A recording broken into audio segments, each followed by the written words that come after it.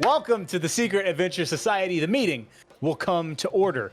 Before we get started, don't forget that this VOD will be available on Friday. The podcast will be in feeds on Monday, and Brennosaur's written recap will be available on Wednesday, a week from today. As a quick reminder, we are now pre-recording SAS in order to help everyone in the cast manage playing across, 3 different time zones. So our regular air day is not changing. We're still live every other Wednesday at 7:30 Central. Also, starting in a few weeks, our live shows will be taking place on SAS's own Twitch channel.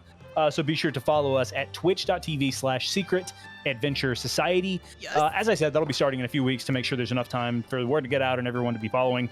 In the meantime, we'll actually be airing some reruns of sessions from earlier in this campaign, which we're all super, super excited about. So be sure to follow us on social media for updates. Also, I should let everybody know that I'm going to be operating on a 12-second delay today, just in case of a wardrobe malfunction.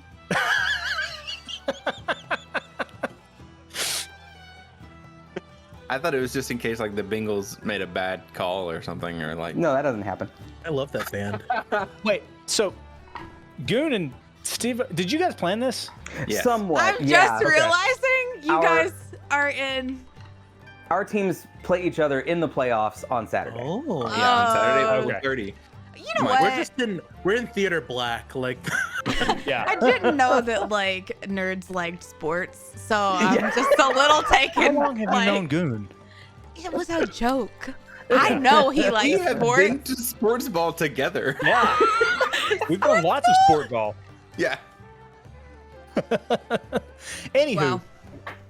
shall we Nothing begin? has changed, by the way. This feels the same. Yeah. This feels exactly the same. Okay. Previously on the Secret Adventure Society, you all were hired to come to Renmore to take care of a foreman named Sergius Tulok, who was allegedly getting locals addicted to a super strong drug called Divinity in order to start a cult somehow. While working incognito at the factory that produces it, Pierce was approached by a young woman in need of help who said that someone was trying to kill her. It turned out that she owed the foreman of the factory, a man named Talus Rune, several thousand gold. You all took her in, hid her in your room at the inn, and noticed that she was suffering from withdrawal symptoms. Upon being forthright and asking Seelan, the goblin barkeep, for anything that might help, he kind of sighed and took you to a dugout basement beneath the bar, where he introduced you to none other than Sergius Tulok. Sergius told you that Iano Furl, who had hired you in the first place, had tried to have him killed several times, and that you were just the latest in a long line of mercenaries that had been sent his way. You proceeded to give him 11,000 gold. All of it, I think. All of your gold? Is that right? No. In order to get him the proper resources he needs to cure the town of this epidemic by opening a kind of rehabilitation clinic. In return, he drew you a map that he said would lead you directly to the Embers, which was kind of the primary reason for being here in Renmore, at least as far as some of you were concerned, but warned that whatever was along the path would probably kill you before you got there. After a failed attempt to send Tibbins, Kess's familiar, on reconnaissance, you devised another plan and started making your way through this odd mountain town toward the factory. And that's where we're going to start tonight's session.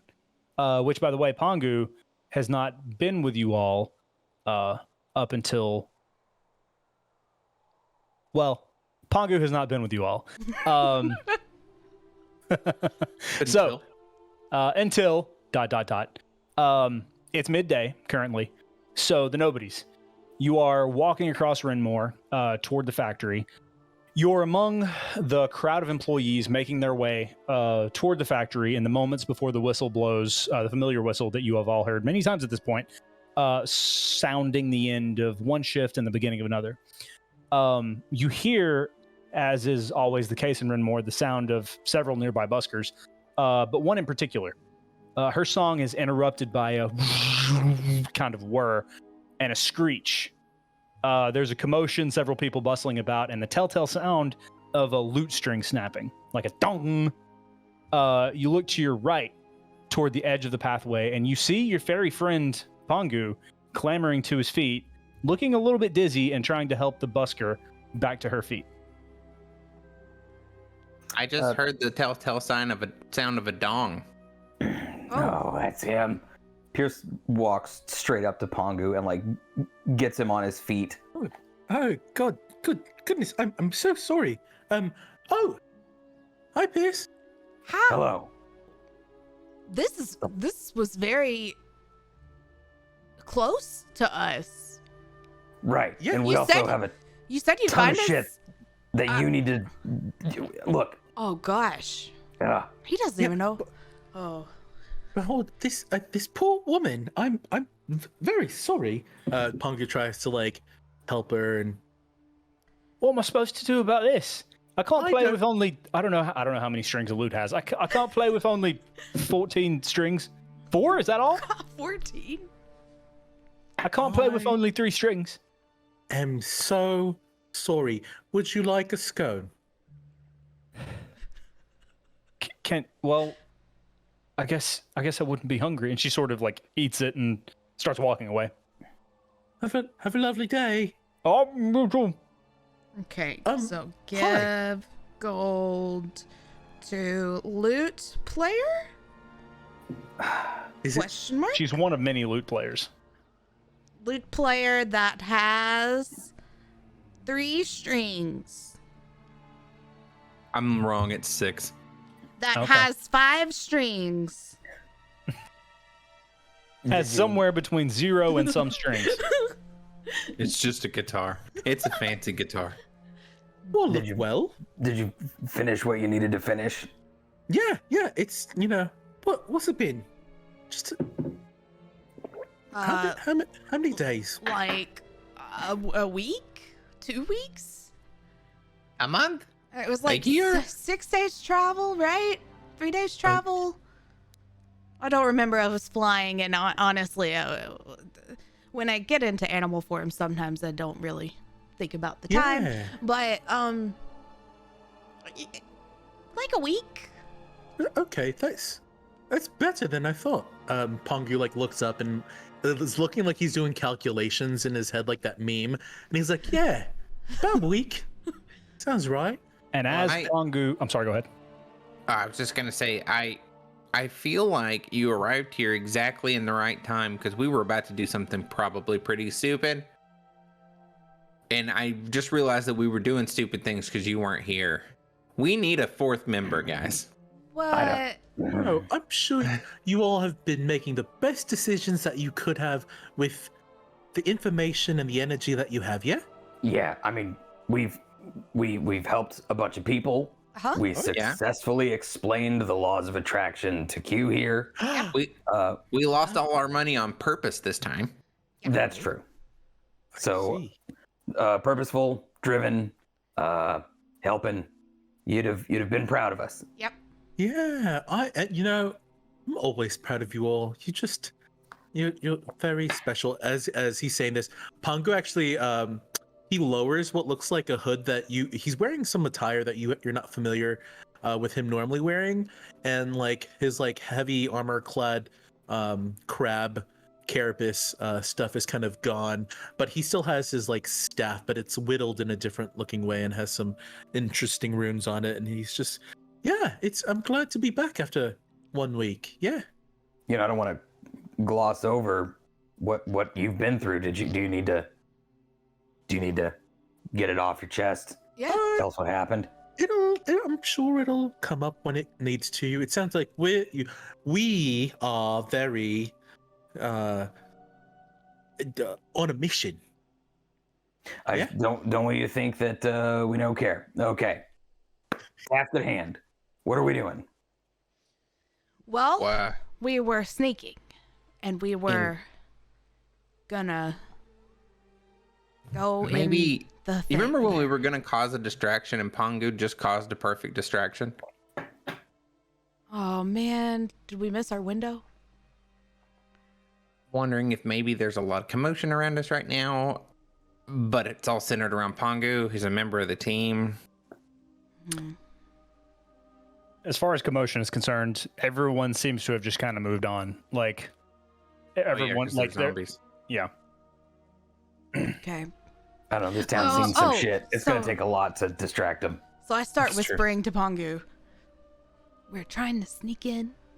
We have a map to the underground area of this place. And there's some embers in there, which I need to see. Embers. Yeah. What source of embers? Just some embers that possibly are. I think they're related to my friend, the snake. Green fire embers. Well, okay. So I have a Right? theory about that, but I don't know if right here is the place to get into that. But I was thinking, and I have a thought. That's a good thing to have while thinking. Yeah. Should we go like duck behind a tree or something? You guys want to go back to the bar? We've been out here all of 10 minutes trying to Oh, no. prepare. It's just- Nobody cares. No, everybody's busy or fucked up or doing something else. You'll be okay. Oh, okay. I think. Okay. So this is. So I've been trying to kind of put everything together because lots of things kind of tie into each other with all of this. And if the flames that are down there are green, Emerald, emerald. which is green. What if? So that okay, hang on, Zach. The embers are not the flame, right? You don't know. Okay. So what I'm thinking is that whatever is down there, and like I think that the emerald flame is keeping whatever's down there down there. What's down there? Well, I kind of think that it's my friend, but I honestly don't know. But I think that it's a emerald The flame snaky bit. prison. The only thing that we know for sure, Pongu, is that there's a set of embers under the ground that's heating up a lake and turning what would otherwise be normal water into this drug that has choked the life out of this town. Right. As No. you're saying this, Pongu has like this really like discerning look on his face and goes, "Embers underwater." They're not No. in the water. They're under. Not underwater in the sense that one would normally say something is underwater. Like in a cave under the water. In a Yes, cave so- under the lake. Pocket of Water, air. lair, emeralds. Or no, embers. Emerald embers. Emeralds. Very curious, indeed. So Okay. we were told if we go down there, we're gonna get killed by stuff. Any chance you want to help us not get killed by stuff? Also, Yeah. What? there may not be a way there because there's some sort of force field keeping it, right? Well, Did I make up the force field thing, or is that just my interpretation of locks? Well, I sent Tibbins, remember, through the door, and then Right. he just I couldn't connect with him anymore. So it's either an Yeah. anti-magic field, or he poofed instantly. Which, Or hold on, because I have magic in my blood now. I think it's fire magic or some shit, and I don't want to poof. Well, I mean, I have magic too. Well, you can do magic, but is your blood magic? Or wait, your blood is magic? Something fire, something. What kind of pact did you make? I know. Now I feel like we need the details. Oh, what? What's Okay. a pact? Is that like an agreement between two people? Son of a bitch, that's exactly it. Wow. I feel like Well done. you got really excited about my vocabulary. Pierce looks upon you. A lot's changed since you've been away. Yeah. It's been a very long week. Anyway, Anyways, so we go. So you don't think I'm gonna poof like Tibbins? That's what you're saying. No, Tibbins poof. I don't think Okay. that. I don't know if Tibbins poofed or if I just lost Tibbins. Tibbins. Anyways, we'll do um, some tests. Okay. so we have to go under this door, And so we were kind of thinking, were we going with the polymorph plan, the whole turning everybody into stuff plan? Yeah. Well, So we thought about maybe possibly like all being turned into something small and then scooching under the door that we need to get into. Remember how dope it was when we were all sharks? We thought, what if we were terrifying little spiders or something? Nope. No spiders. Cockroaches. Or That's fine. not roaches. as you see that, you see Nalani's leg as a spider come out of Pongu's robe, and she hears that. And she goes, "Nope, back in." Okay, yeah. You did not witness that. Oh, but as you see it, a little mechanical cockroach pokes off a Q's shoulder and goes, Oh, and then tucks himself back in. yeah. I mean, I support the decision you all want to make. When were we thinking of doing this? Well, we were about no. to. About now. That Yeah. like now. Like- We were either gonna do that or we were gonna make a big distraction and I was just gonna go in. That moment that you broke that lady's string instrument would have been perfect, actually. But then we wouldn't have been able to fill you in, and you would have been like, "What? Where'd everybody go?" I see. Would we have about like 10 minutes? I think I have something that can help this mission of espionage. Yeah. Yeah. The whistle has blown. You know that there will be another one in a few minutes, but you don't know exactly. You know there are still people filing in and out of the factory as one shift ends and another begins. So it would be risky, but it might ostensibly work. Harris, you Give worked me- there. How long? How long do we have? We have less than 10 minutes, probably something like 6 or 7 at this point. Maybe not enough time. We should. Well, if we Go Shift change is happening. Yeah. Pongu, do you have any way to? Oh no! Now that there's more of us, do you have any way to turn yourself into anything small? I can because I'm a fairy. Oh, you could be little. Yeah, like pretty minuscule. Yeah. Yeah. Okay. Okay. Okay. How So- low Windows closing. can you go?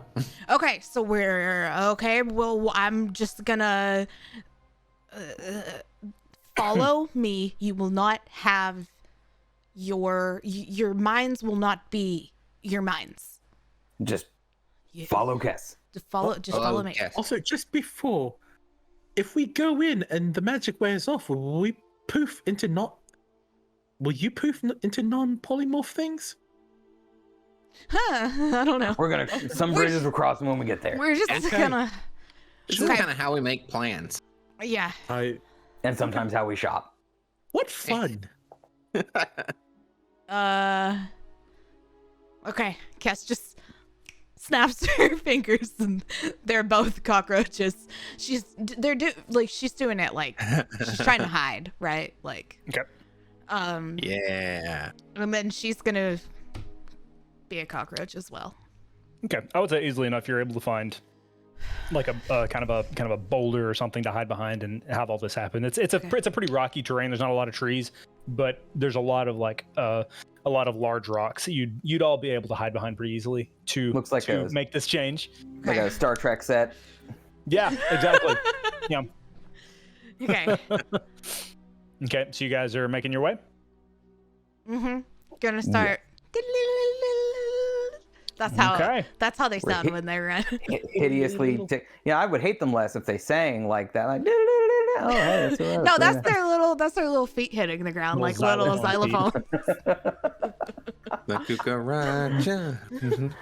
So, as you're making your way toward the entrance of the factory, all of you, so who's in what form? Pongu, you're still in your form. In your fairy form, you're just teensy. Yeah, it's 3 cockroaches and a fairy. 3 cockroaches and a fairy. I've been on that date. Episode title.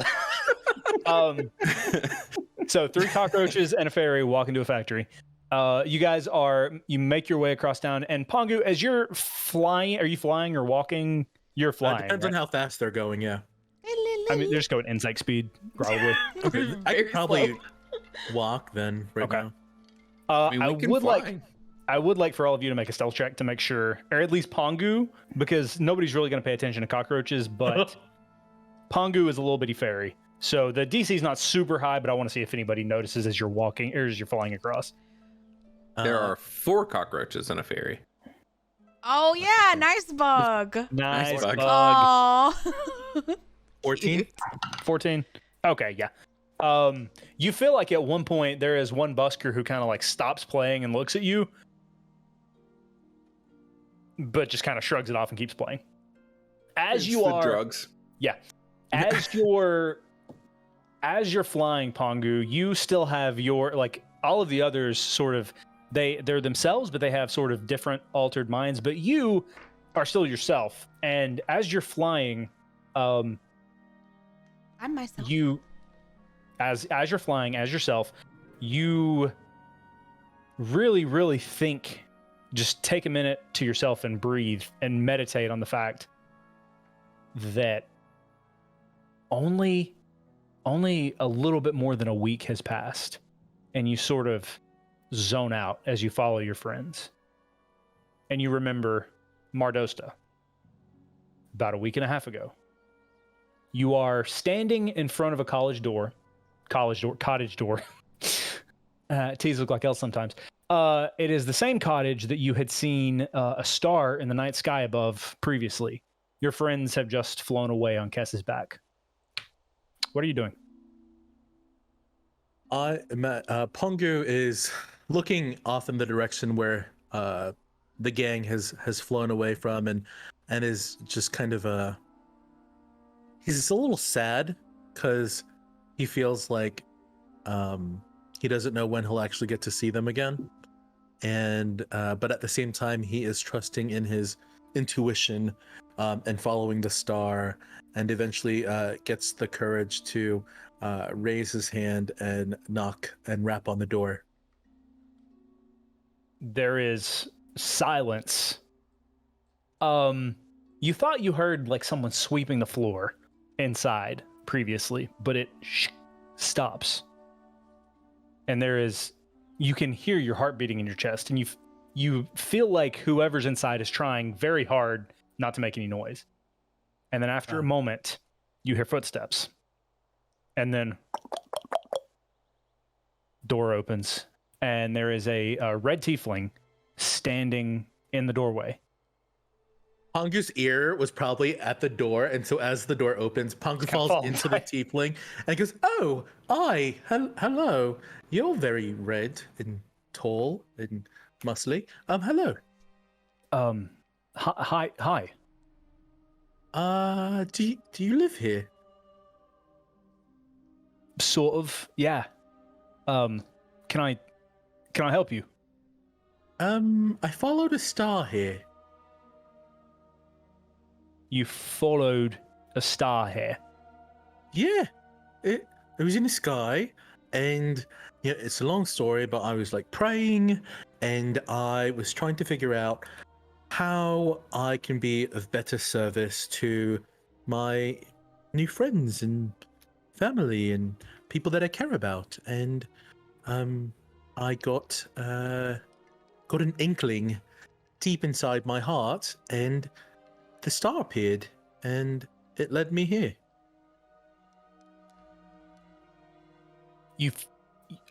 Okay, all right. So you prayed. There was a star. Something about an inkling. You found yourself here. And he sort of turns his head, and out of the corner of his mouth, he says, "Did you get all that?" And you don't hear anything, but he nods his head. All right. Come on inside. I promise I'm not selling anything. I don't have like cookies for sale, but I do have cookies you can have for free. What kind of cookies? These are different berries that I picked. I'm pretty sure they're not poisonous, because I tried some and I'm still alive. I'll give it a go. There you go. Hopefully you don't have any allergies. Oh, I'm fine. And he takes a cup of tea that was sitting on a pedestal behind the door, and he dips it. That is delicious. So you don't know what kind of berry that is. I found it on the ground.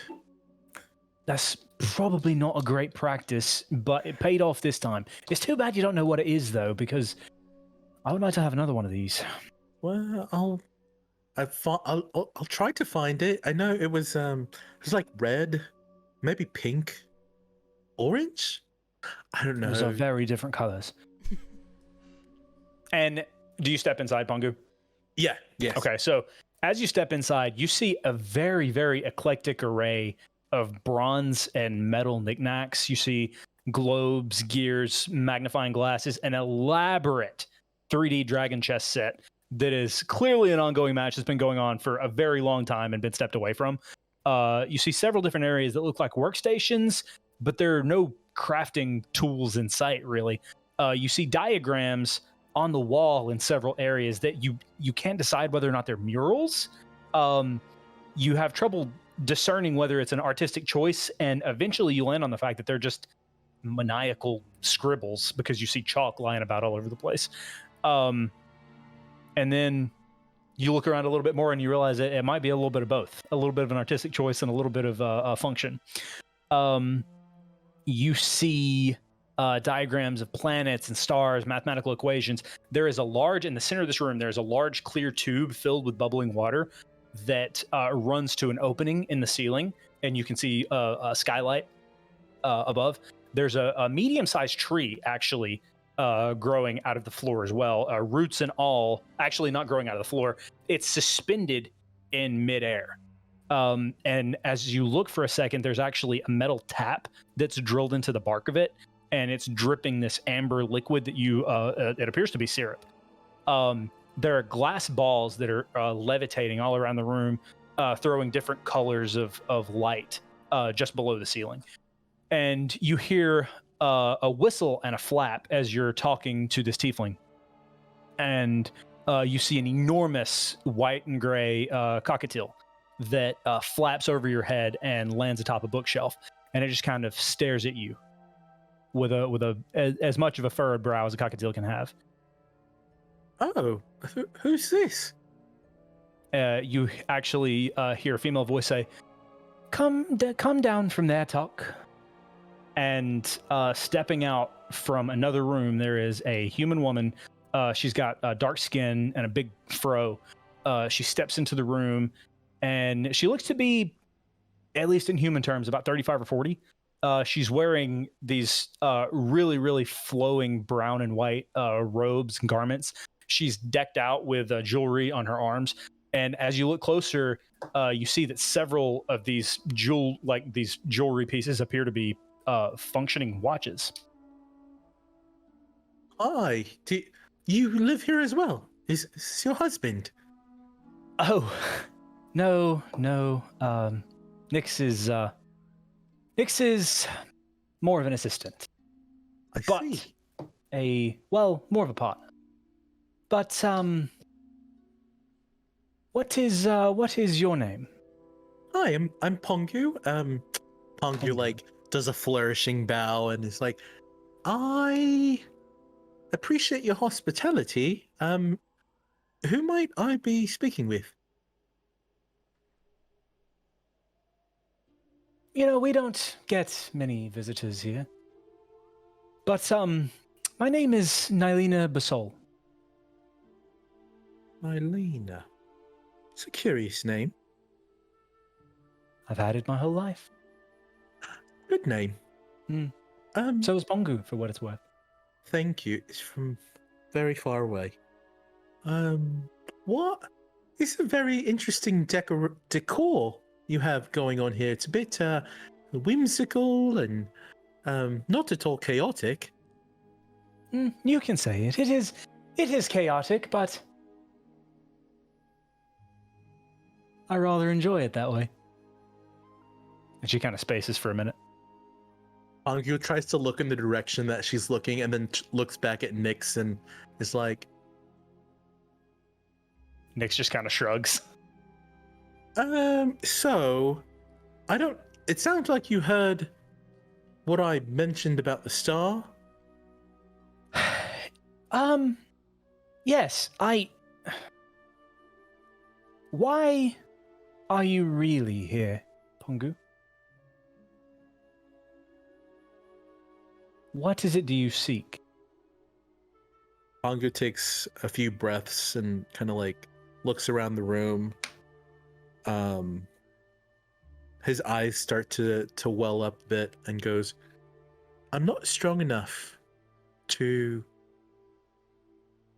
help the people that I care about. And I've seen too much death and suffering. And I have some things going on within me that I don't really quite understand.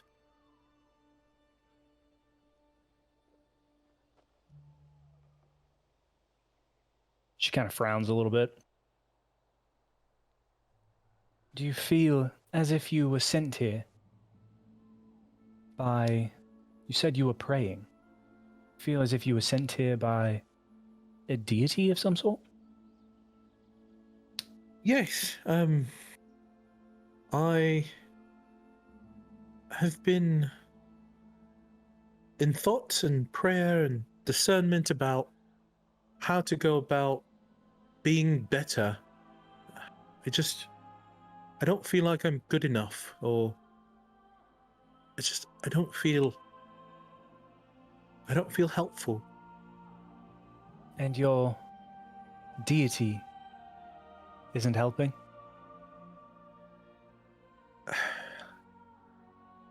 I am not in a position to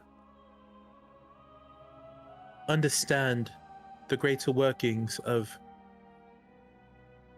the greater ones, you know? I'm just a simple fairy trying to make some good in this world.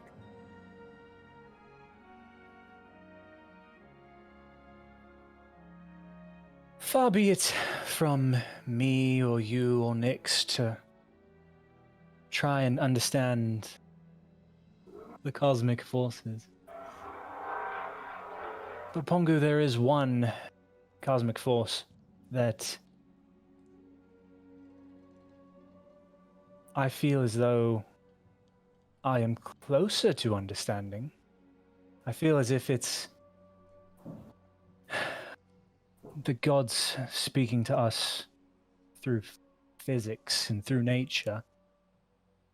Does that interest you?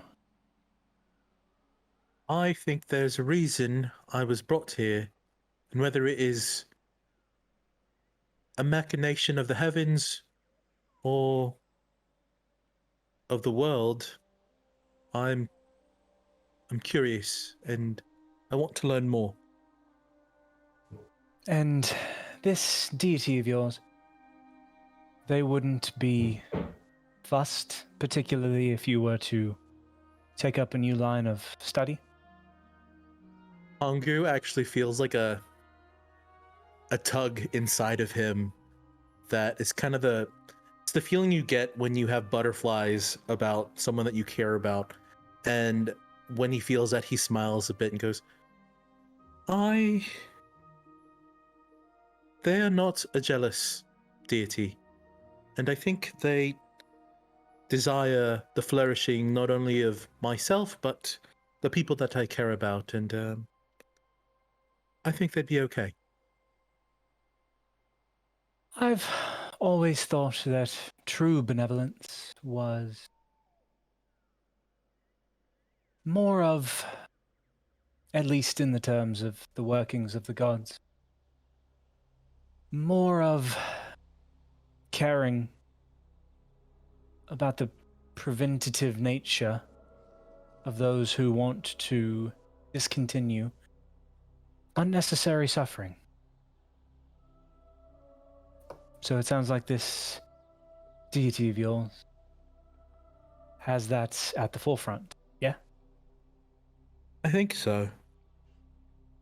She walks over to the tree that's levitating in the middle of the room, and she gently caresses the bark and down to the tip of the root.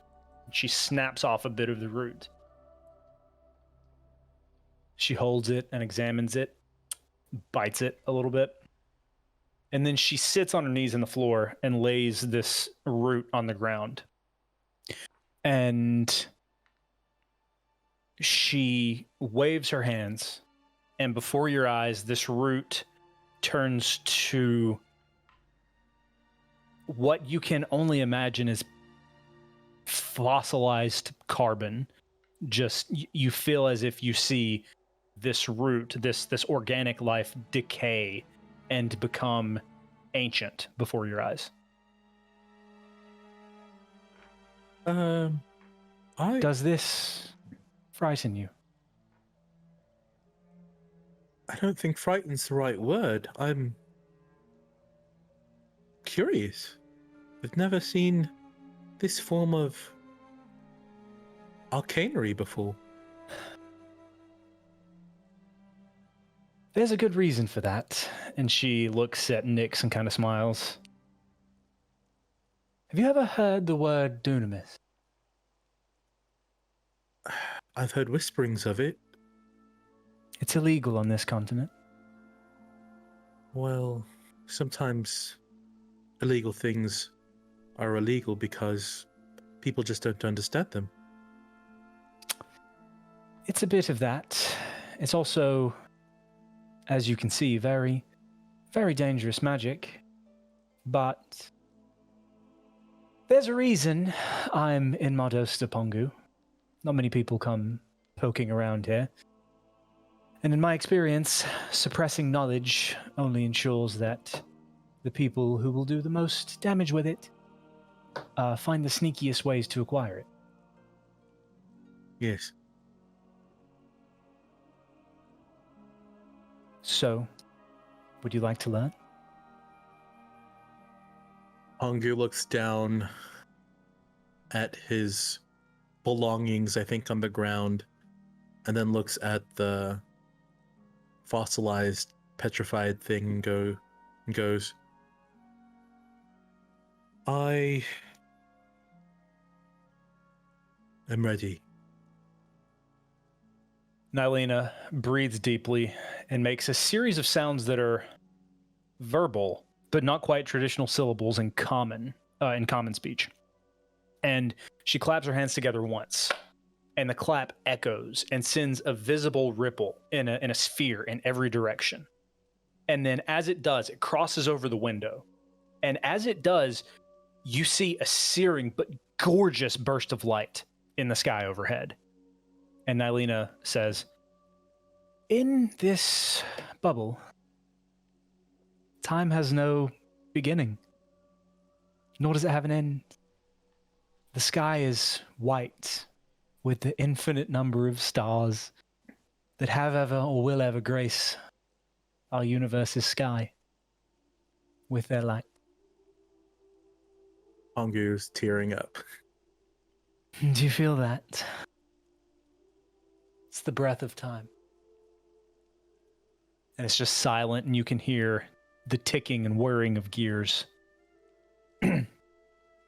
Shall we get started? Yes, master. Oh, no, none of that. None of that. Call me Nylena.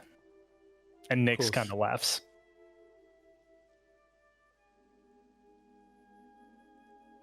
Kess, Q, Pierce, and Pongu.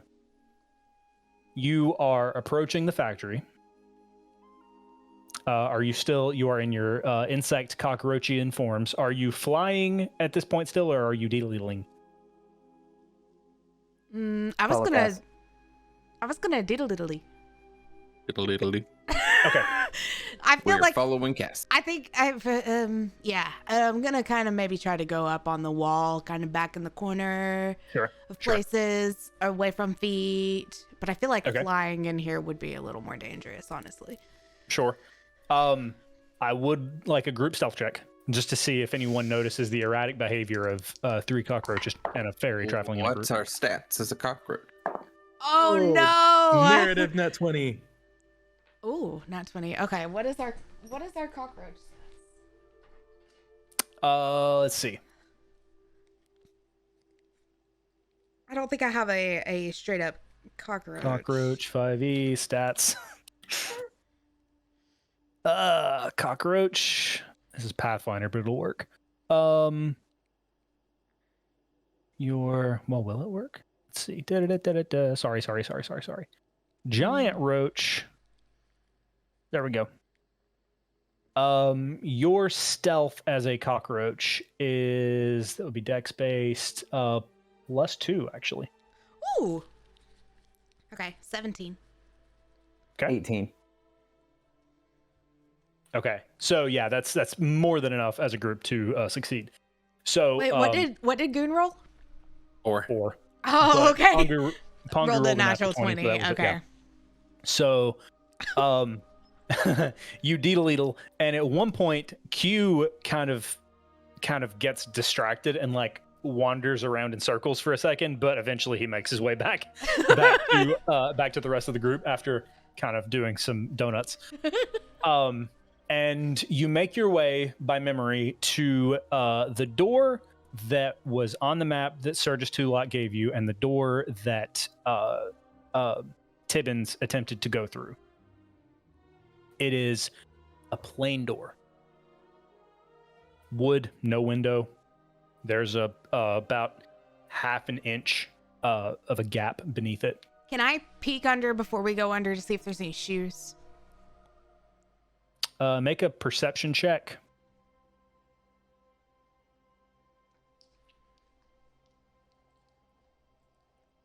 Hold on.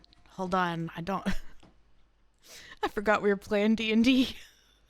I didn't have a sheet pulled up. Okay.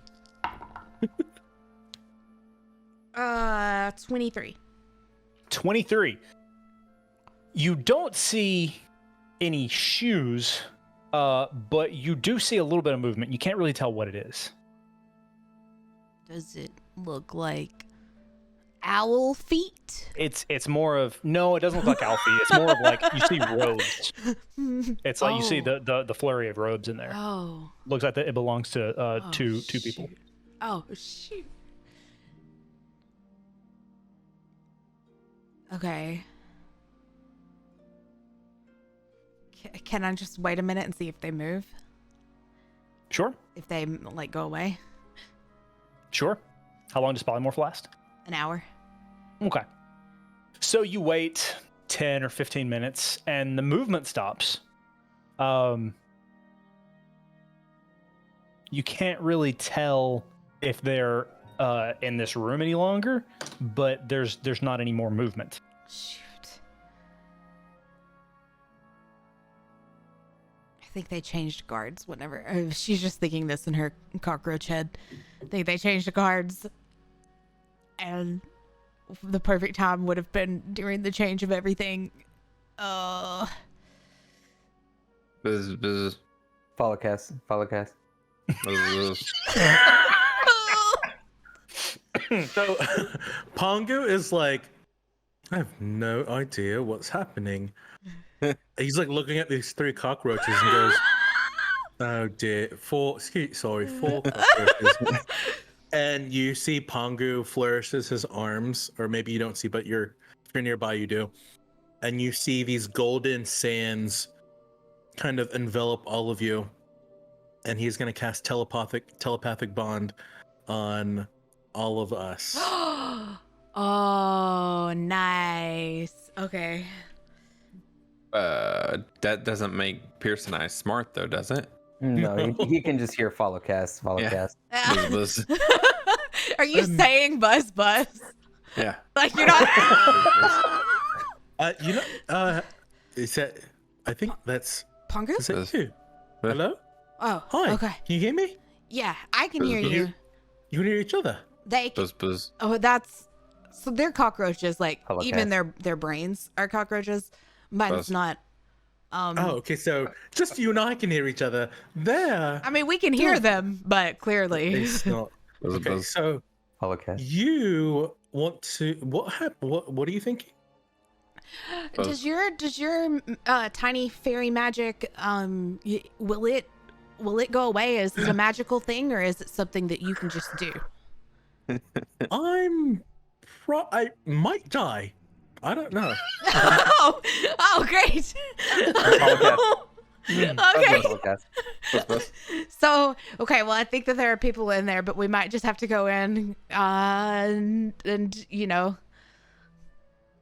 if we pop out of cockroach form.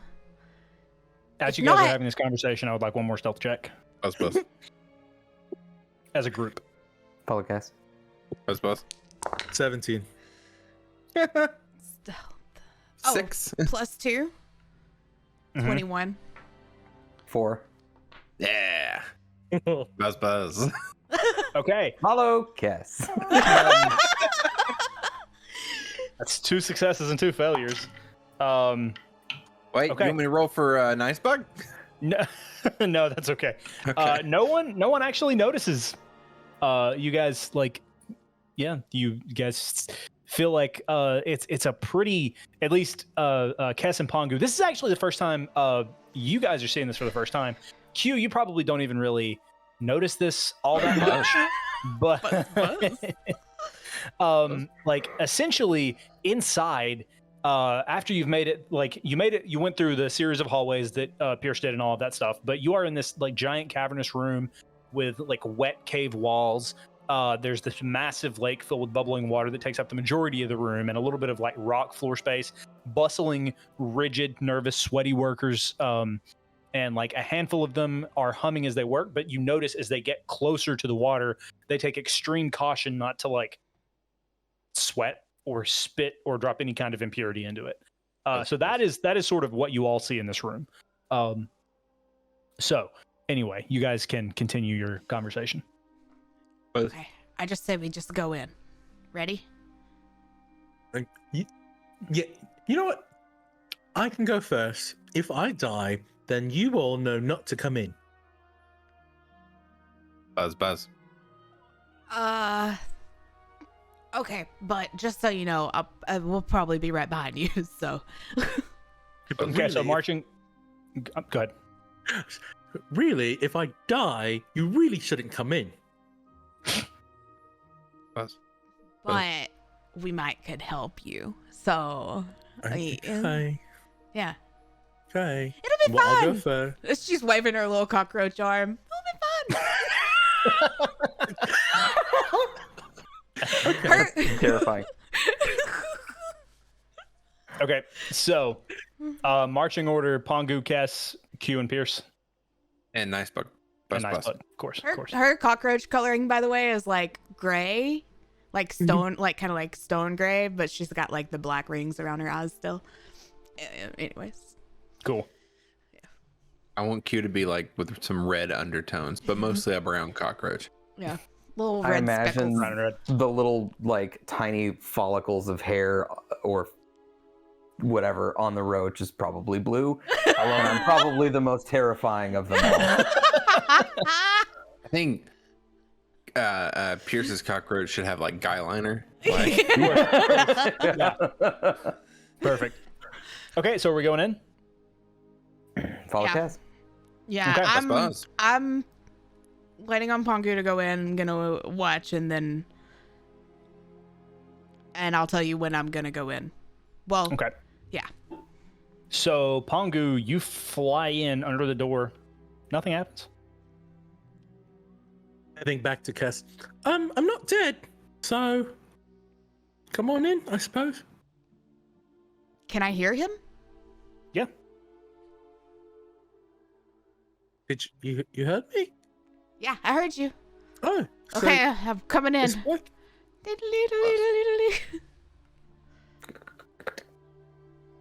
Okay. So Kess. Oh when- gosh, I don't like it when- when he starts. Okay. So Cass, when you Okay. enter, your beast form is not a spell, so nothing happens. But Q and Pierce, when you enter, you are back in your Q and Pierce forms. buzz, buzz, buzz, buzz. Follow. Cass, holy shit, I hated that. And woof, as you do, you see first there are two figures in the back of this room. This sterile white lighting from orbs overhead, which is a weird contrast with the wet and moldy rock in here. And you also glance, there is a spiral staircase descending below the floor. and there are 2 desks conjoined in the back of the room, as is the staircase. And the 2 individuals sitting behind them look up, almost in like an eerie unison. They have gray skin, bald heads. One is more femme presenting, the other is more mask presenting. And they both, in lieu of a mouth or nose, they have long tentacles protruding from beneath narrow slits in their faces above their mouths. They stand and look at you and raise their arms, and they begin to levitate. And together in a voice you hear in your head, it sounds like both a whisper and a scream. At the same time, you hear, "You are not authorized to be I like how you. in this room. Your Sorry, I just- insubordination must be dealt with." Hold on. We've been tasked by the foreman to come inspect the embers, and you know this. That sounded exactly like a whisper and a scream, Pierce. Shut up, Q. Make a deception check with absolutely disadvantage. Like, Is my bond still working on them? If we're thinking or no? what level spell is that? Level 5. Level That's 5. a It is not. that's a 19 with disadvantage. A 19 with disadvantage. So I apologize, Kess. You shouldn't have been able to hear Pongu, but that's okay. We won't wreck on that. That's my fault. That was you the said main that was reason I went in. You said that was a 19 with disadvantage. Yeah. Okay. Yeah, that's not gonna cut it. Damn it. They start levitating, and they look in your direction. Last chance. Okay, I stand up. As a cockroach? Hang on. Hold on. Hold on. Dang it. What are you doing?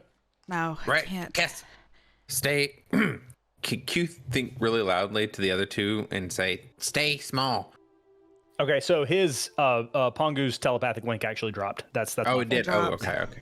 That's what I missed. Okay. Okay, yeah, no, I'm gonna wait. Well, I'm he gonna does wait it it out anyway. anyways because the thing that I was gonna do is not gonna I was thinking something different, so I'm gonna just kind of see what they can do. Okay. Okay. Yeah. Q just yells, "It's just the 2 of us. We don't mean harm." Who are you? Buzz? He says Buzz. Q, you And better as he stop. says Buzz, you see their arms rise once more as they're conjuring something, and I need everybody to roll initiative. Yeah. They roll Yeah. shit. Doesn't 13. matter where I roll, cause I know the first thing I'm Dirty doing. 20. Dirty 20 for Pierce. 14. 14 for Q. 13. Same. 13, very nice. What for Pongu? 13 as well. 13. What is your dex, Pongu? 14. 14. What's yours? Guess. Oh. My dex 15. Mhm. Okay, so Kess, you're first in the order, or you are going above Pongu.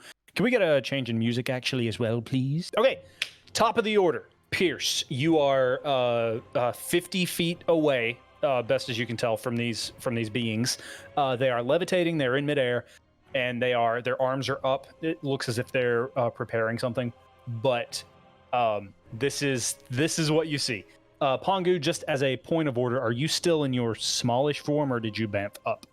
I'm assuming I'm still small. I'm just observing still. Yeah. Okay, Especially if Kess hasn't poofed up yet either. Okay. All right. So, Pierce, top of the order. It is your go. So let me know how this works. What Pierce would like to do is ready Iris and get ready to dodge. He wants to hold his action to see what they do, so that he can roll out of the way, because he wants to see what they're capable of. Okay. that might help you. It might not. You're not sure, but you can Right. you can hold that action if you wish. Right. So- If a projectile happens, he's waiting for a projectile. Okay, so you're holding your action you're holding your movement because you can hold your you can hold your action for if that you can hold your attack for if they do something, or are you wanting to hold a movement? I was thinking, would like a roll, like you can a choose dodge, the be- dodge action, Yeah. and that would impose disadvantage if they make an attack roll on you, that would be that's which would That's be the essentially intention. like getting ready to dodge out of the way. yeah. Yeah. It does not help on like a like a spell with a check to it, but you know, Right. but if they shoot something at you, Right. Okay. All right. That's So my- that's what you're doing, Pierce. You're holding your. Okay. All right. Yeah. That's it for you. That's it. Okay.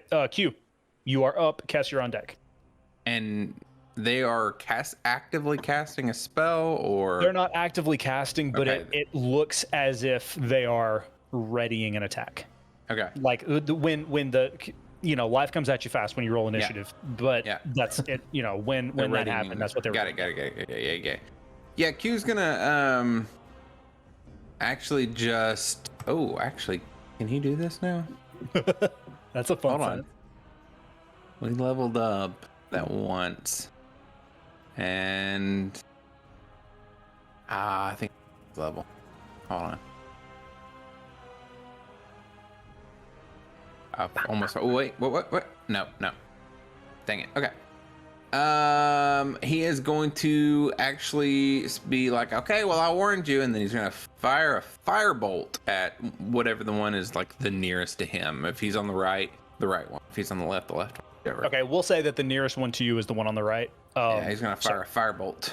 Okay, is that a roll to hit, or is that Yeah, rolling. like on my part? Okay, It's a 20 to hit, not natural, 20 hits. and that does 19 damage. Okay. Interesting. Okay. Let Alright, me damage, if that check something real matters. quick. Oh, good. Okay, you yeah, said that was uh-huh. 19 damage? Yeah, Okay. yeah, that the and end then of your- no. As a bonus action, I'm gonna use Hexblade's Curse, which I should have done beforehand, but it's fine. I hit anyway. Would have gotten +4 to the damage, but yeah, I'm gonna curse the one I hit Okay. with my Hexblade. Okay. Shit, forgot. Okay. And that gives him disadvantage on. No, it Sorry, we It, haven't done it in a while. I apologize. it gives me a boost when I attack him. Okay, And I'll okay. remind you when it happens. Gotcha, and gotcha, it gotcha. gives me health when he dies. Okay. Rad. Okay. Are you gonna save your movement then? Yeah, I think he just stands still. Yeah. Okay. Perfect. Kess, you're up. Pongu, you're on deck. Okay. Do I see anything? Okay. So wait. I'm sorry. Did Q just cast anything Q cast Firebolt. Firebolt. and it worked? Yes. The cast worked. The cast worked. Okay. I'm going to. Okay, I'm gonna animate essence. Okay. Void. Okay. Are you still a roach? Oh, I'm gonna pop. I'll pop out of that. I can use that. I can do that as a bonus action. So, Papa roach. yeah, bonus action. No roach. And I'm going to I have my vial and on my hip, and I'm gonna pop it and then pull the void essence out and aim it at the left one. Okay. That's the one that Q did not just hit. Okay. Okay. Fine. And that's a saving throw, yeah? On which she has advantage. On Dex? Dex? Yeah. Oh my gosh. It's a magical effect. So, that is going to save. That's 17 plus. Well, that's 18.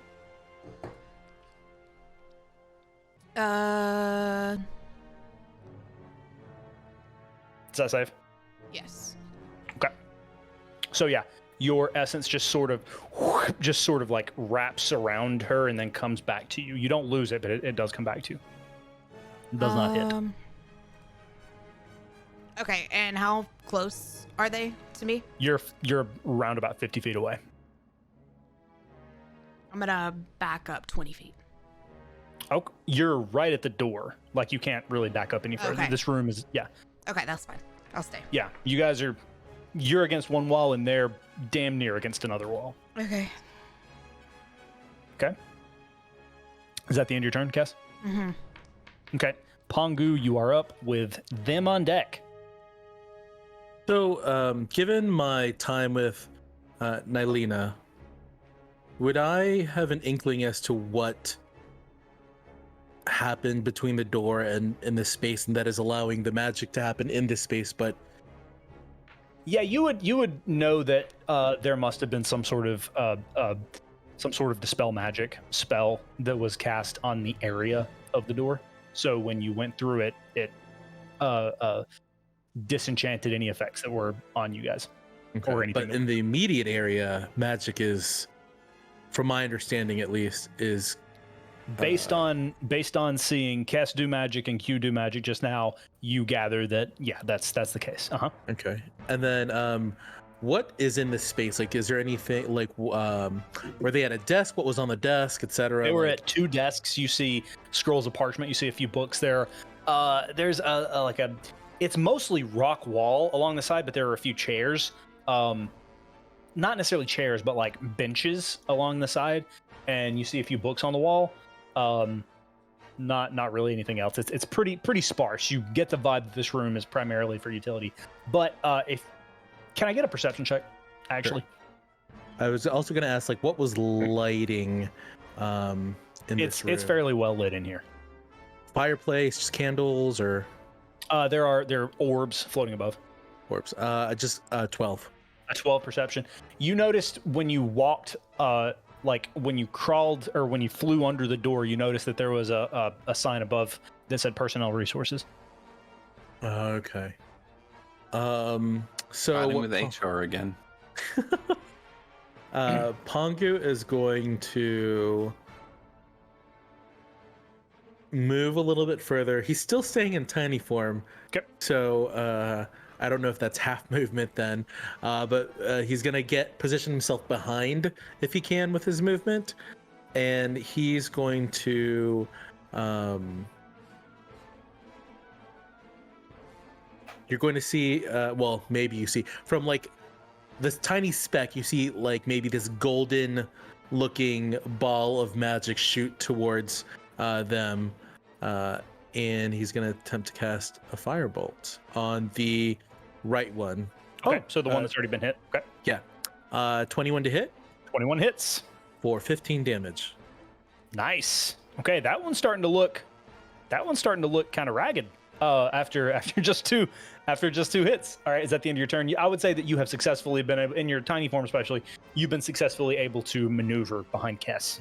And then I will actually, I don't know if I have the movement. I'm going to use my bonus action to telekinetic shove.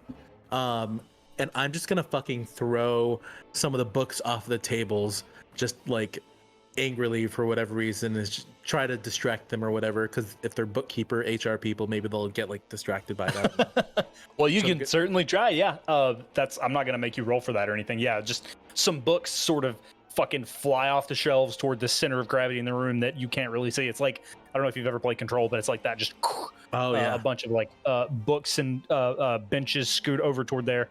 It's a little bit less grim than the display that you had at the Night Ball, but still very rad. Right. And then I'll end my turn. All right, that's the end of your turn. That's going to bring us to them. Let's see. They are going to cast Mind Blast. So, let's see. 60. I need all of Counterspell. Okay, on which one? Because they're both casting. Mm-hmm.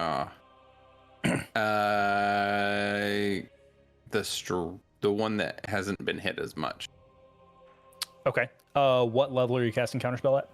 I have no choice but to cast it at 4th level. 4th level. Okay. I don't know what level spell this is. Higher than 5? I haven't heard of that. There's no such thing as higher than 4, 5. Okay. there? Not? Oh, I was Yes, just like, that's a jest. Okay. Sorry. Okay, you're casting that at level 4? Okay. And if what is the check for that? That's a check on my part if the spell is above.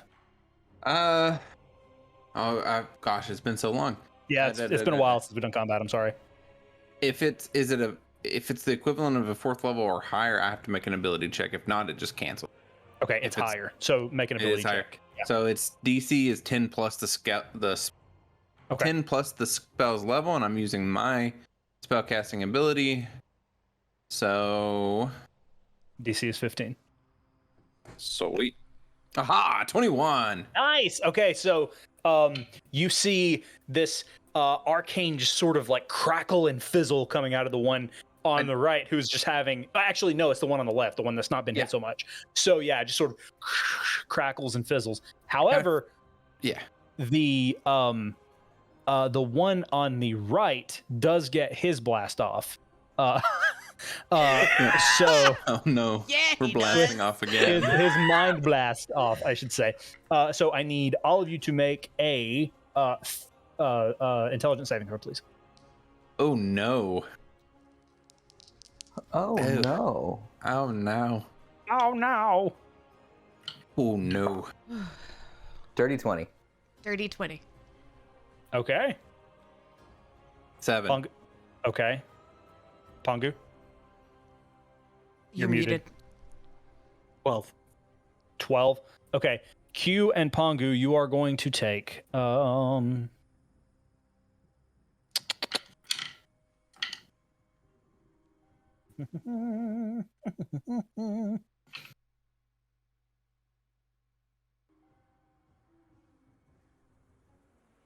are all my you're gonna take 8 Ugh. 13 15 That was a lot of dice. I could hear it.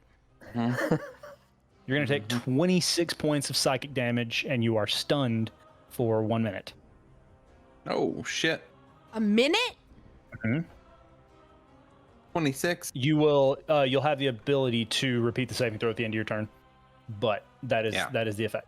When Zach rolled those dice, Locke's like, that was exactly 7 dice rolled. She knew. The Rain Man's the dice. 24. They're paralyzed? They are stunned. Done. Oh. Okay. So that is going to be the end of their turn. That's going to bring us to the top of the order. Pierce, Q, you're on deck.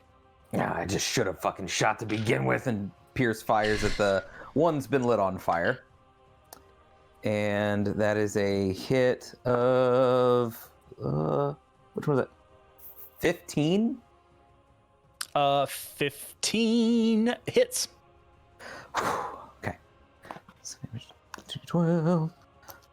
Make sure that I have the right thing. Okay.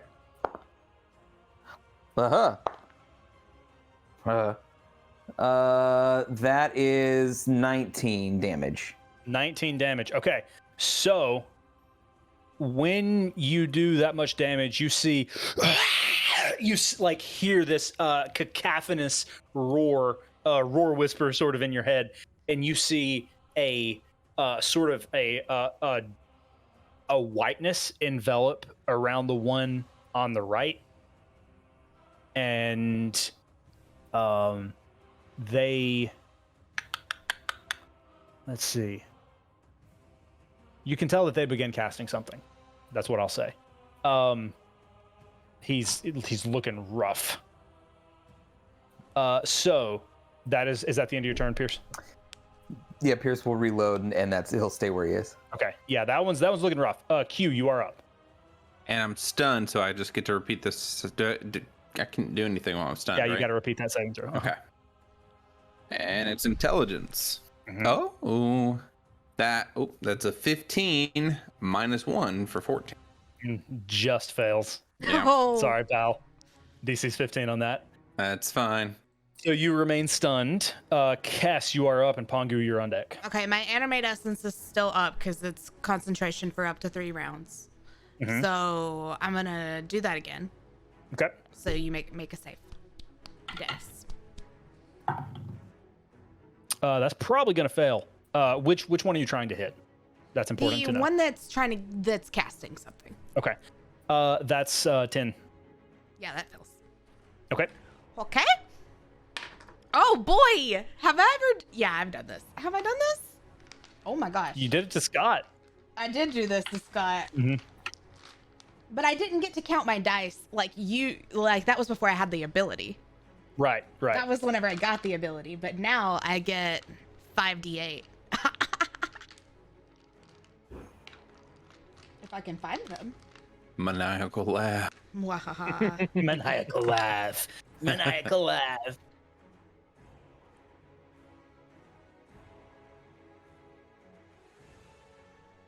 26 necrotic.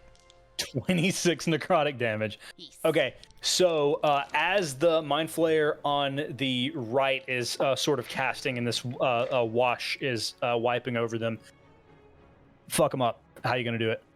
How do you want to... I want the essence to swirl like it did the last time I missed, and then I want it to go up into the, like, wherever the nostril is and come out the eyes?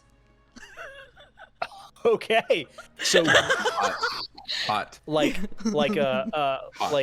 Katniss's dress almost, it just like swirls around them and spins upward, and it goes into the nose, and like you see it's hard to get a gauge for whether or not this creature actually has eye jellies, but it like the ooze starts to seep out and you can see smoke where it's burning, and then the creature falls flat to the ground and your essence flies back to you, hovering around your hand. You see just a little bit of that Hexblade curse magic come back to Q as he regains 13 hit points, motherfucker.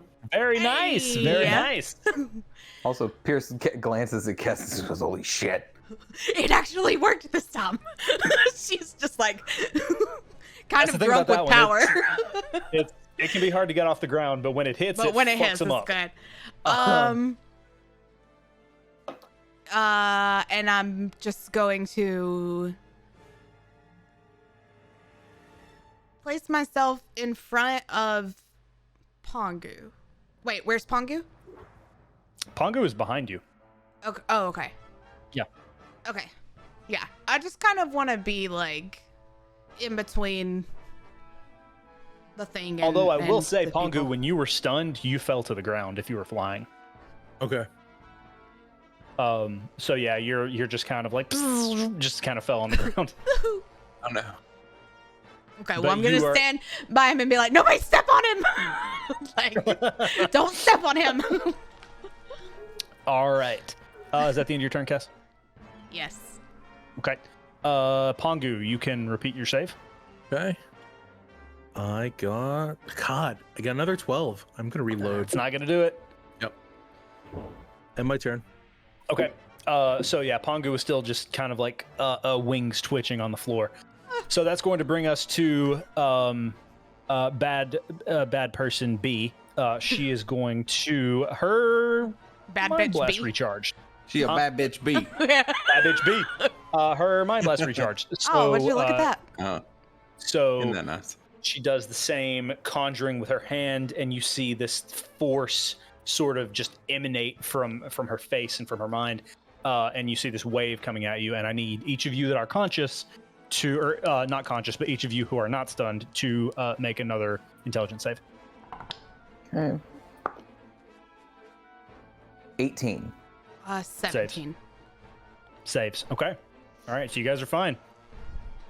As you do this, you hear just like a guttural cursing, and that is going to be the end of her turn. That's going to bring us back to the top of the order. Pierce. Okay. Pierce is having reloaded. Is there? I guess we know what's in the room. Just books disheveled and stuff like that.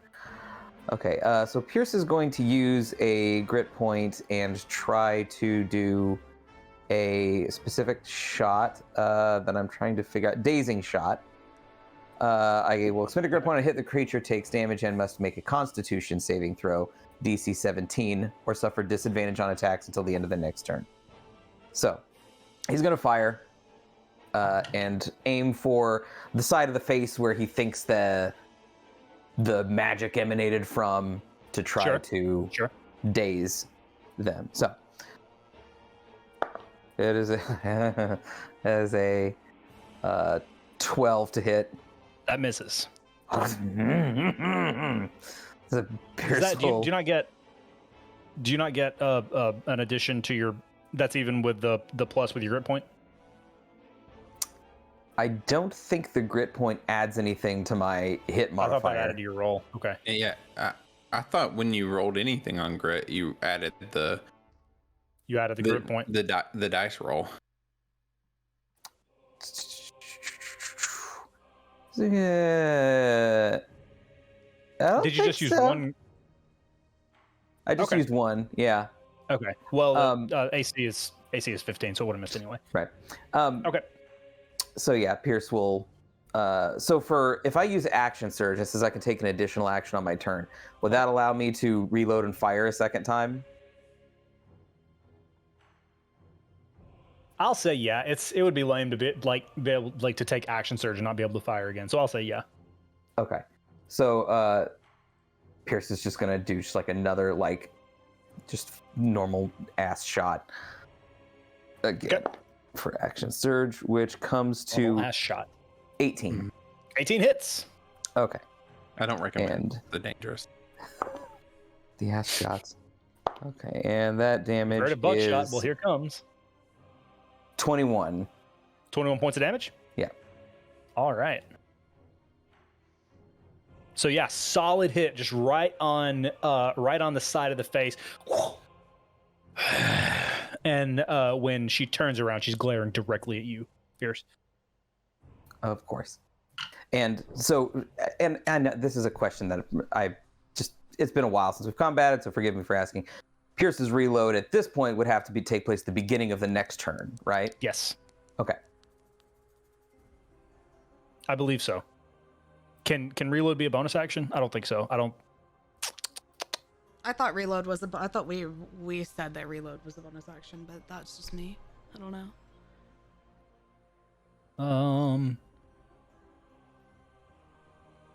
Bonus action. How does that work? Okay, here's the thing. I think you I'm said... going to say yes, reload is a bonus action. I like reload as a bonus action, so I'm going to say yes. Okay. I think with this pistols it wasn't because there was two, but with Iris it was. Maybe. There's Man, that might have been a homebrew there thing. was something like that homebrewed that you decided on the fly one night. In addition to not having a session for a month, we've also not had combat in quite some time. So, Oh, we haven't had combat since October, I feel like. and it's been a minute. Yeah. So yeah, yes, Pierce, you can do. We'll just make that a homebrew thing. You can absolutely reload as a bonus action, whether or not I've said so in the past. All right, is that the end of your turn, Pierce? Yes, that's it. All right. So a decent amount of damage to Bad Bitch B, and that's going to bring us to Q. If you'd like to remake your save. Natural 20. Natural 20, you save. So yeah, you sort of. Ah, ah, ah, ah. Okay. And would you like to use any of your movement? Oh, that's a movement. Yeah, I think he'll angrily take off. Okay, I would say you have half movement because you were prone from being stunned. Oh yeah. So I use half my movement to get up and then run 15 feet towards danger. Okay. So yeah, you're now within 35 feet of him. Hell yeah. Alrighty. Is that the end of your turn? Q. Cass, you're up. Pongo, you're on deck. Okay, I have one more animate essence. So make your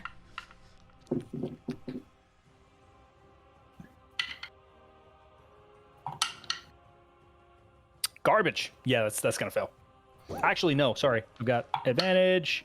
That's still gonna fail. Same thing. Hey. Okay.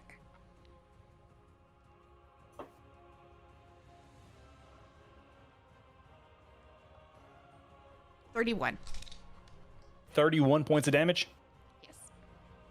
Damn. Damn. Damn. All right. Yeah. Bad bitch B's looking rough. Is that the end of your turn, Cass?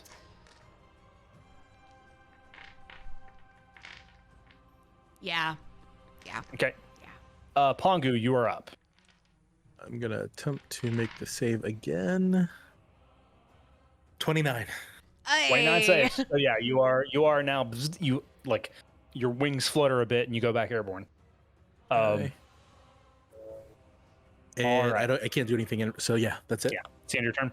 Okay, so bad bitch B is going to you see her just sort of like and she looks around for a moment and you can see her making just a split decision and she makes a ball with her hand and you see that similar whitewash that washed over the other one envelop her and she disappears.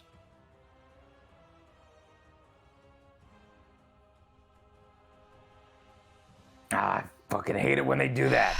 Okay. There is Wait. Was that a spell she cast? Counterspell. Okay. Make a check. I'll use all my spells. Ooh, 21 again. 21. Okay, yeah. She doesn't go anywhere. We're still in initiative order. Hey. All right. That was her action. So yeah, she is she's panicking now.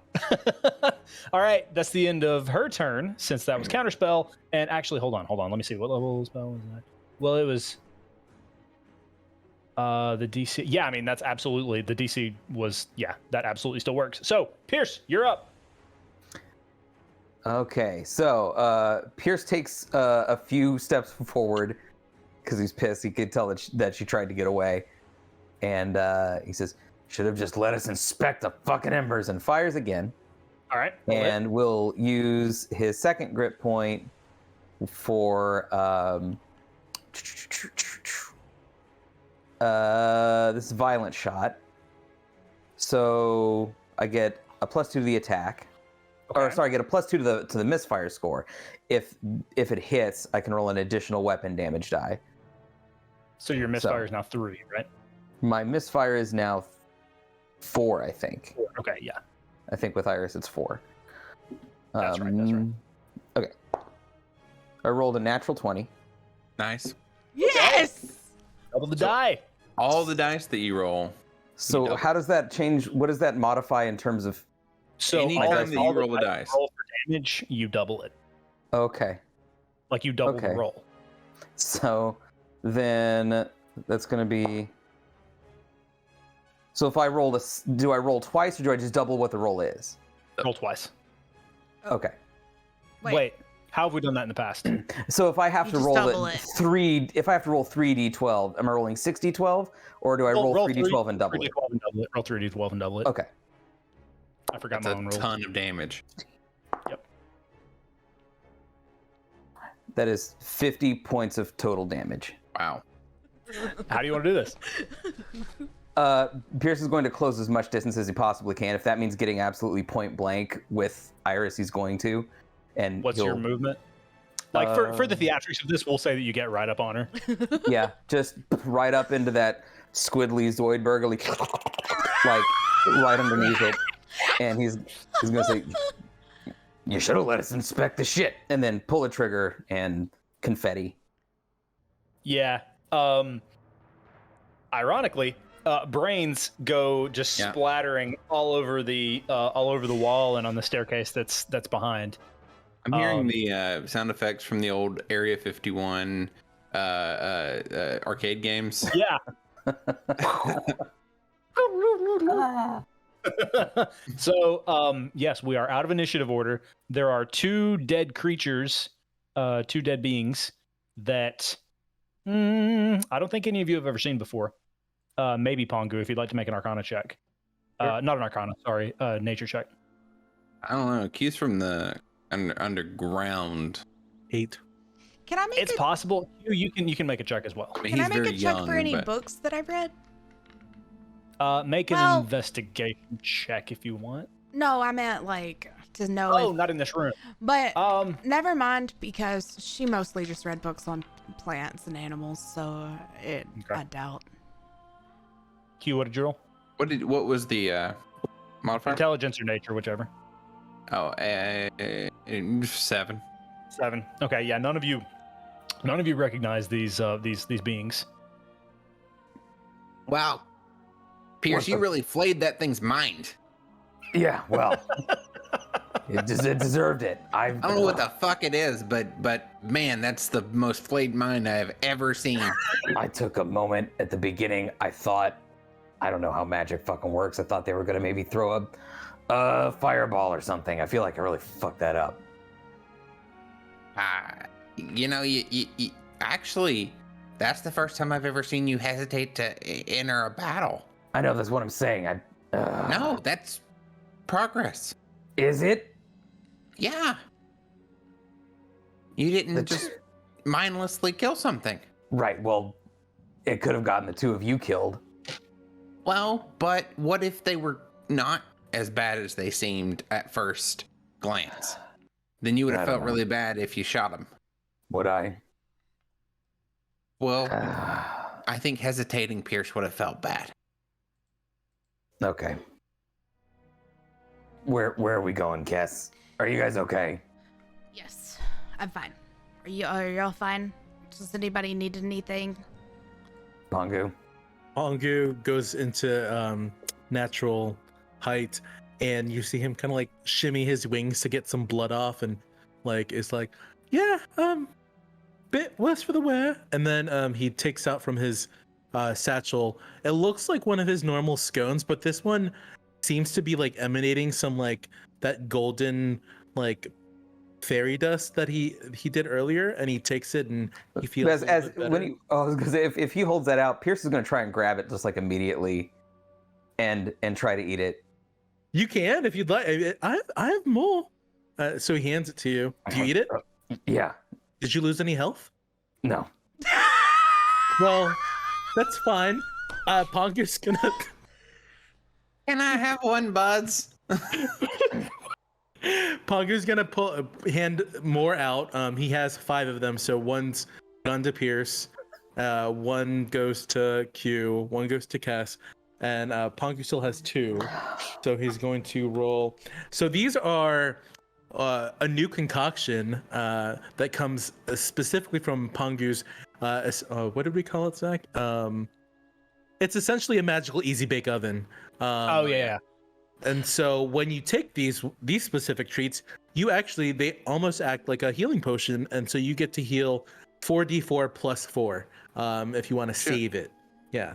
So- Pierce takes a bite and goes, tastes like all the other shit, I guess. Thanks. I'm saving mine. I'm gonna. Thank you. I didn't really get hurt, but I might later, so I'll just save it. yeah, of You course. pops it in his mouth. And you can get the healing. I healed 17 points, so I added that to my sheet. Pierce walks over to the now a headless corpse of the one that he done blued off, and he's patting it down to search for keys or something, a ID card. I'm gonna help with that to try to search for anything that can advance us into the next room. You said there's a stairwell. Yes. So, investigation checks out of anyone who's looking. Loot and corpses, it's a part of playing games. I'm gonna give Pierce guidance. Okay. And That's a D4, right? Yeah. Yeah. 19. 19. It's a 5. Okay. No. Yeah, it's 5. Even with a D4. Yep. Minus 21. You got 21, Pongu? 21. Q, are you investigating anything? I rolled a 5. Okay. So, 6. Pierce and Q, you just kind of get distracted by how much brain matter is spattered on the walls. Blade as hell. Yeah, it's super flayed minds. It's like Bobby let's- Flay. Yeah, yeah. So let's see. Pongu, you find quite a bit. Kess, you find quite a bit as well. Kess, I am going to send you what you find. Oh, okay. Hold on. Kess, you find a letter. Pongu, you find a letter as well. Hold on. Oh my God, we've killed the Postmaster General. Oh no.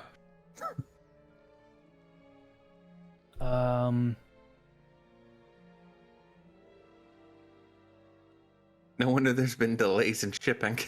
Right. So you find these scrolls. Pongu, I'm DMing you right Okay. now what you find. And Pongu, additionally, you find, in addition to this letter, you also find some research. You find just like a bound book that appears to be just notes on the terrain and plant life. It'll take you a little bit to search through it if you want to take the time, but it's sort of, it's not. It seems it catches your interest. Okay. Thank you.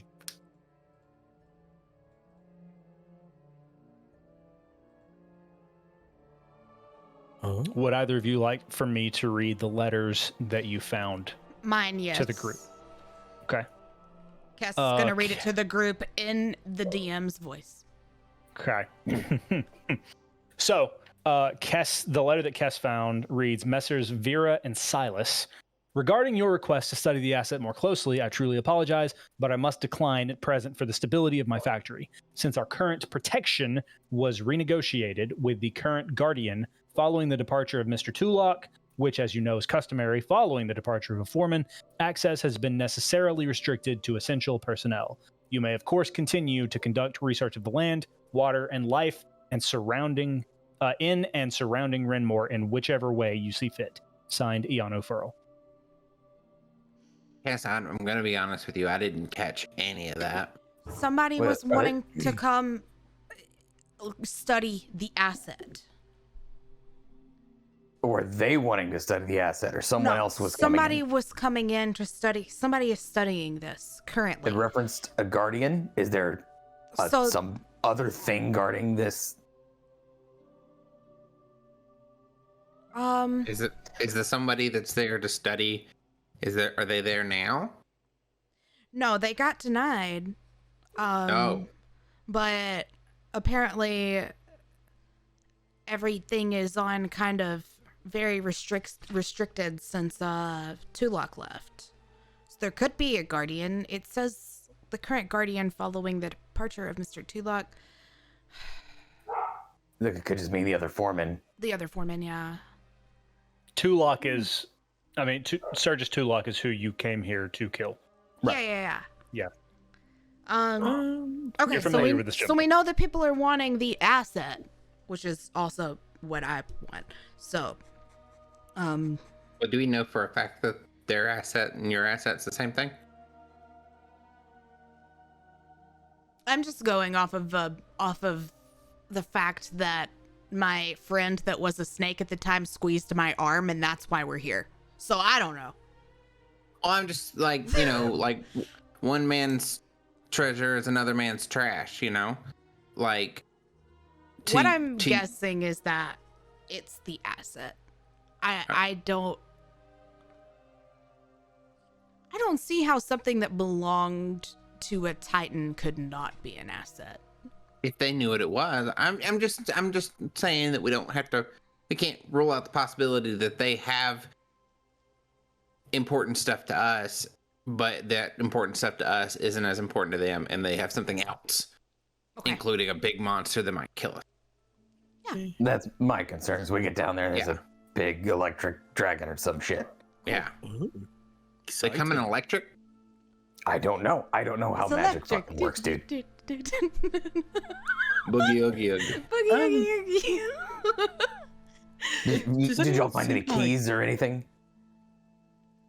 No, I was wondering if there was identification on these two that you blew up.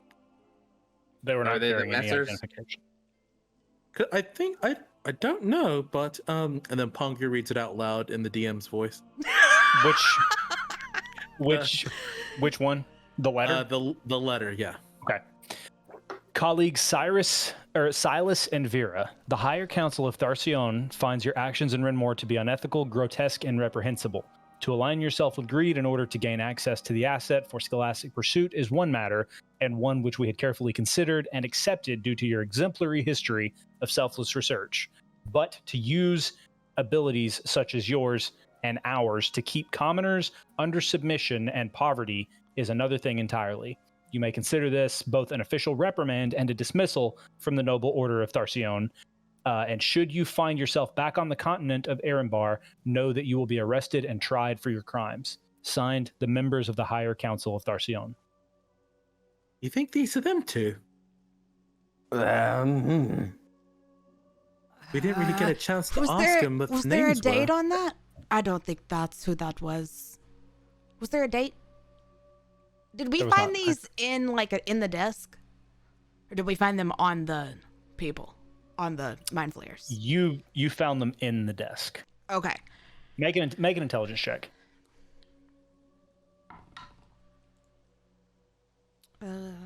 7. They were in that desk, all right. Yeah, they were in the desk.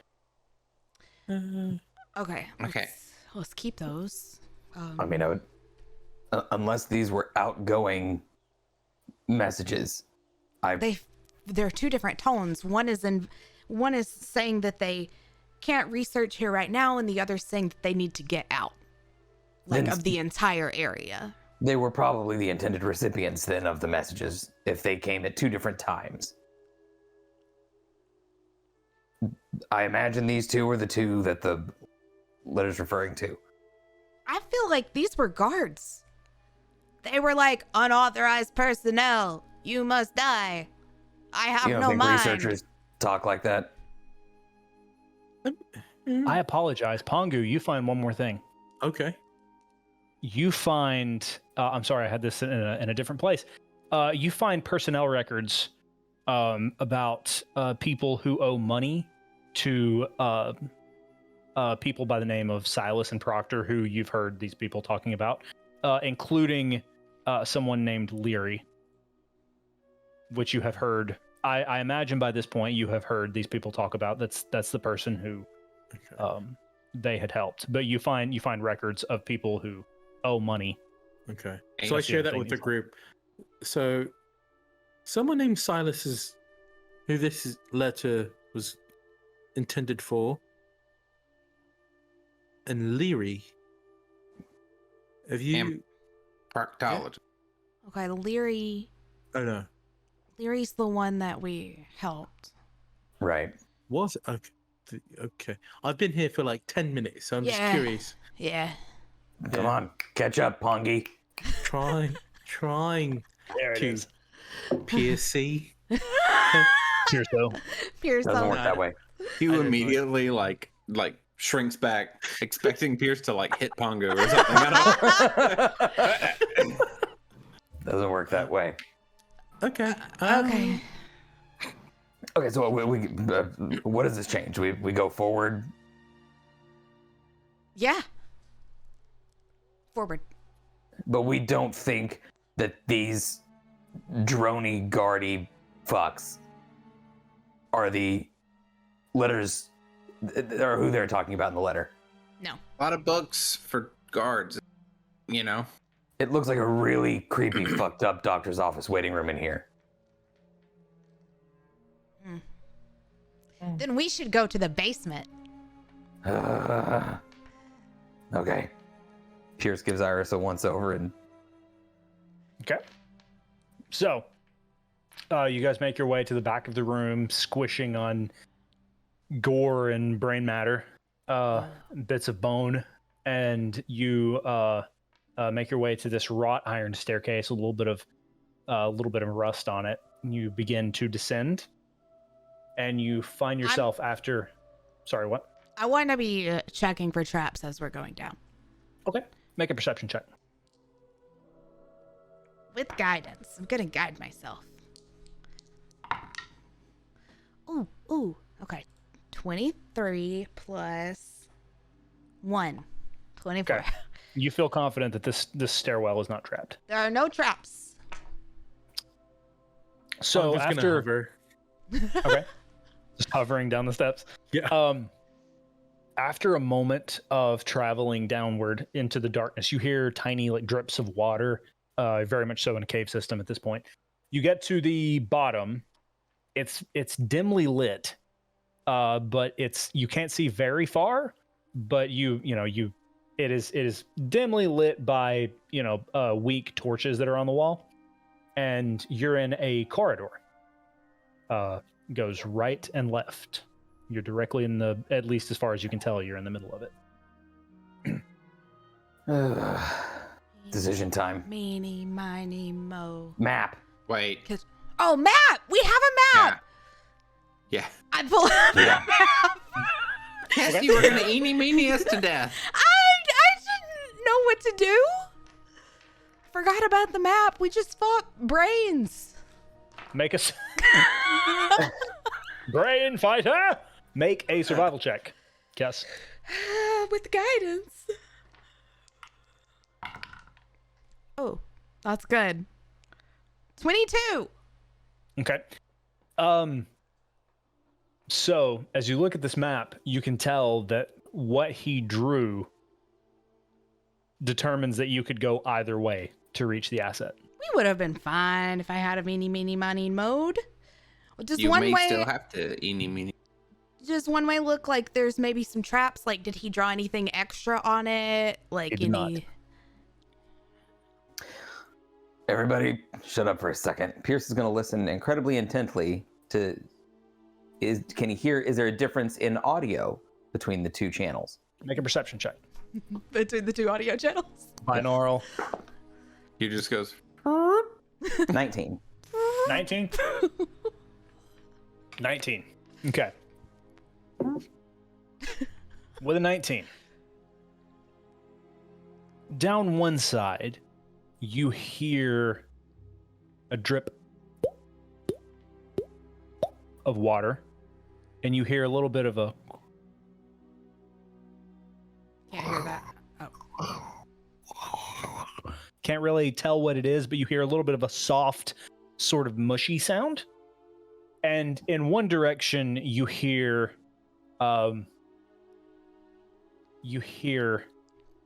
nothing at all. Pangu. There's something that way. There's nothing that way. Okay. There's nothing that you can tell. Okay. Pangu. From what I can hear. How And many? we know. How many times can you get really small? I mean, you know how some people have certain gifts, like they can like touch their finger or like do weird things with their body? Yeah. It's kind of like me. It's just like a weird thing that I can do with my body. Oh, okay. So does that mean as often as you want? Yes. Okay. Can Very you get really small and go scout ahead? Yes. And if I Okay. die, don't go there. Well, we'll do what I said last time, where if you die, we'll come try to help you because that's, Okay. Well, if you hear a tiny yelp, it's probably me. Okay. Or a corgi? There's probably no Either corgis or. down here, Pierce. It's too dark for them. Okay. Which Although they direction? are adorable. Yeah, are you sending me towards the sound or the non-sound? I think we No. go towards the sound. Kiss. Pangu, Silence is a deadly killer, Pierce. Yes. you're thinking of CO2. It's Look, Pangu. Okay, flip a coin for it. Eeny, meeny, I miny, think mo. towards the sound. I Eeny, think meeny, we know. miny, mo. No, listen, we vote. This is a Yeah, but- democracy. If we vote, I'm gonna lose. Okay. Yeah, that's why. All right, go away. Go that way. Pierce is starting to sound like a Republican. No.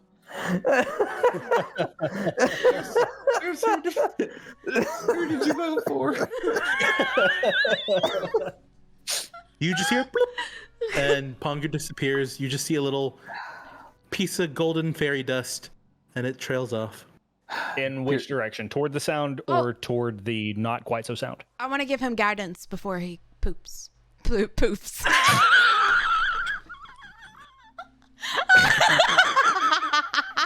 Do you need guidance to poop too? Because I can help.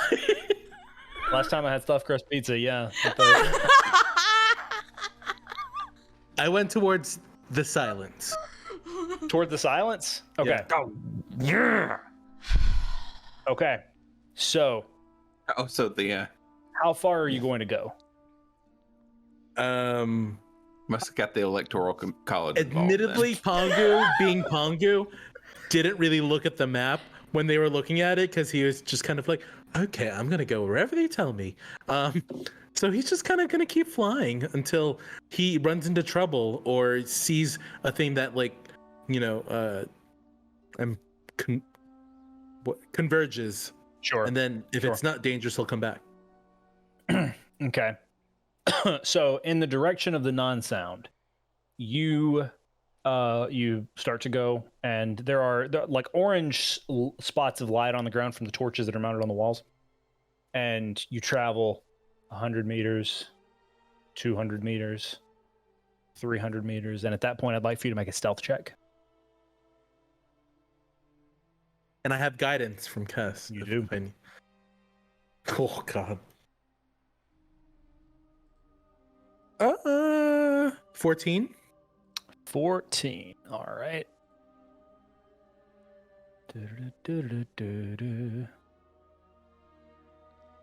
Wow, I thought that you said pterodactyl whenever you sang. Pterodactyl. You are beset upon by a pterodactyl. What Holy shit. pterodactyl? For what it's worth, Pongu went left. So you rolled That's the a DM saying that the pterodactyl is on down the right. pterodactyl, Okay, yeah, down the left. okay. Yeah. So you what was your stealth, Pongu? 14. 14.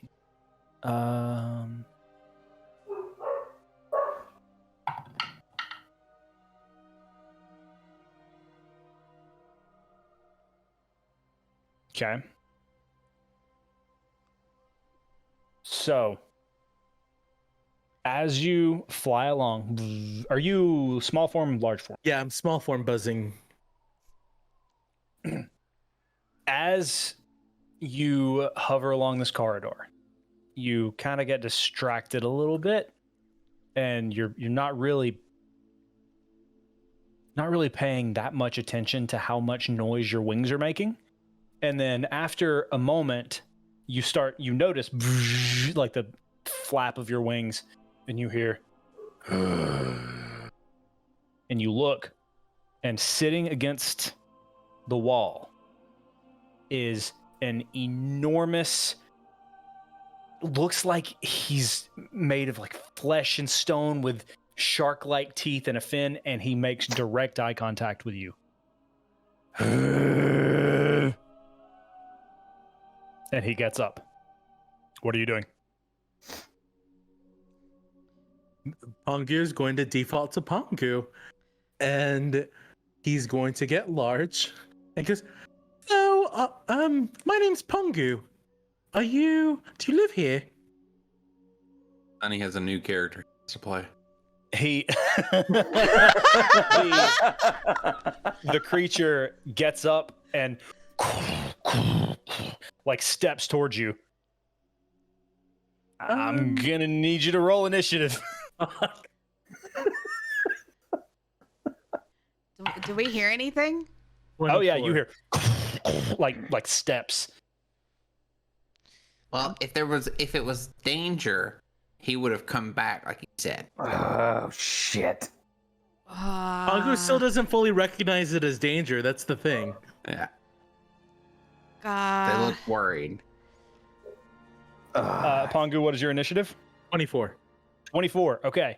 Let's see. Okay, yeah. So as this creature approaches, like steps faster. Top of the order, what are you doing? Do I? Despite Pongu being Pongu, would he recognize that this creature looks This aggressive? motherfucker is about to swat you like a fly.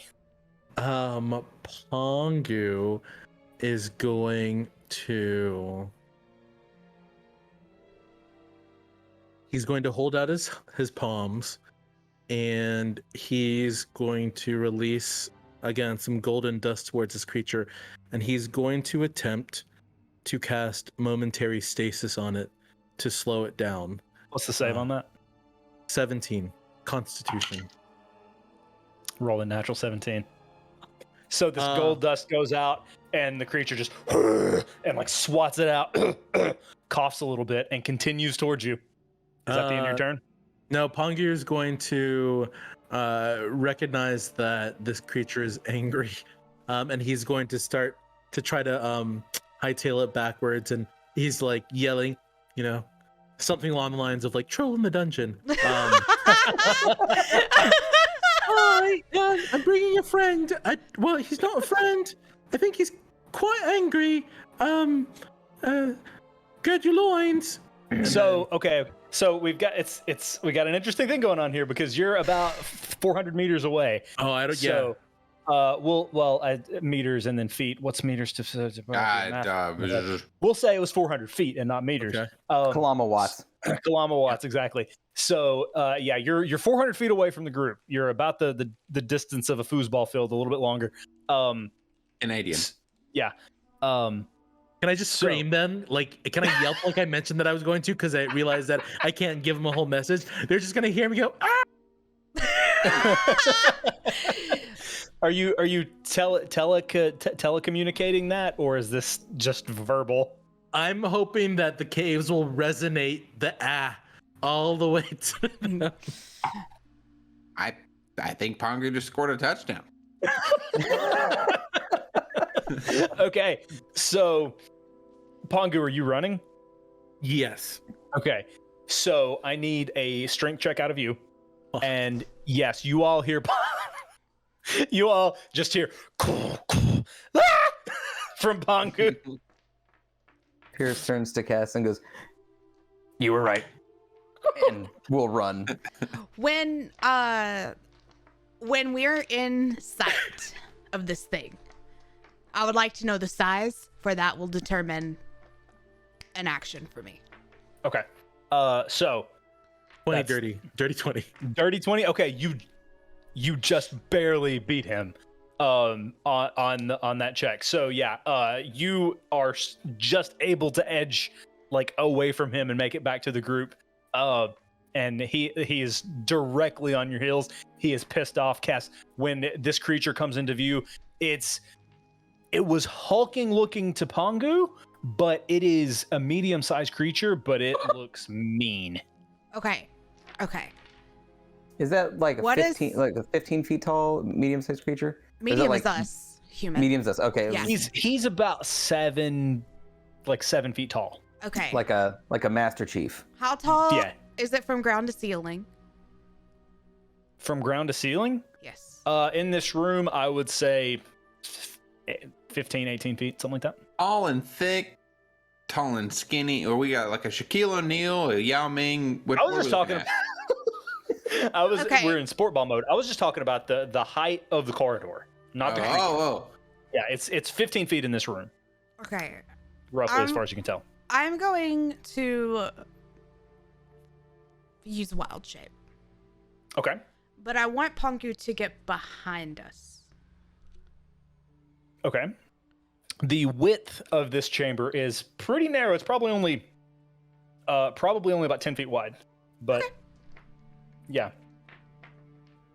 So, Do you want me to floop? yeah, get behind me. Get behind me. I would say you're able to communicate that quickly enough, yeah. Okay. So yeah, Okay. Pongu like Ant-Man shrinks, skirts by Kess, and yeah. So you said 10 feet? the Mhm. width, and 15 feet is the ceiling. Mhm. Okay, I'm gonna turn myself into an earth elemental. Okay. But I'm gonna go 20 feet tall, but I'm gonna hunch over the extra 5 feet. Like, Okay. That's going to Um, restrict your movement. Like it's going to restrict your attacks. I'm gonna Yeah. have to make you roll with disadvantage on that, like That- because you're not gonna be able to that's swing too wide. yeah, that's fine. That's not what I was. Okay.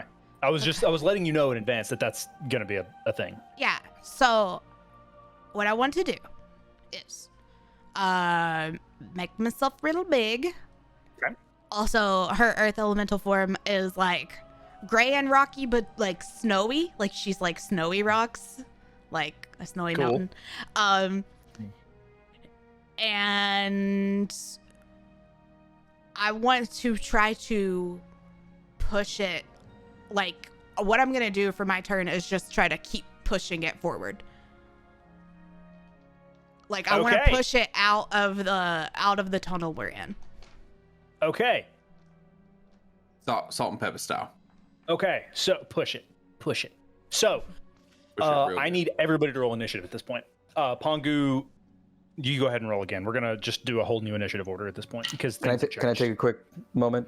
Yeah, we can before we can take before a, we jumping? can actually take a break. And- Okay. Hey there, sassholes. New production style means new ad read style. Harley and I are just walking out and want to take a few minutes to tell you, actually not a few whole minutes, that would be crazy. You don't want to sit and watch me for a few whole minutes. About 60 seconds to tell you about Never Ending. So, you guys have heard me talk about Never Ending. It's your one-stop shop to see what your character would look like if that character was an animated character. Because, I don't know about you, but it doesn't just take necromantic spells to animate my character. That's a joke about my characters dying. Be Neverending, as they are on Twitter, they have an app. You go on, you sign up. You don't have to pay anything. You don't even have to sign up. You can use their service to customize your character. This doesn't get any easier just because we're not live. Customize your character any way you like with multiple backgrounds, just like the one you see behind me. Some are snowy, I guess. Anyway, check them out at Be Neverending or the Neverending app. Take it easy, sassholes, and try not to kill me this week, Zach.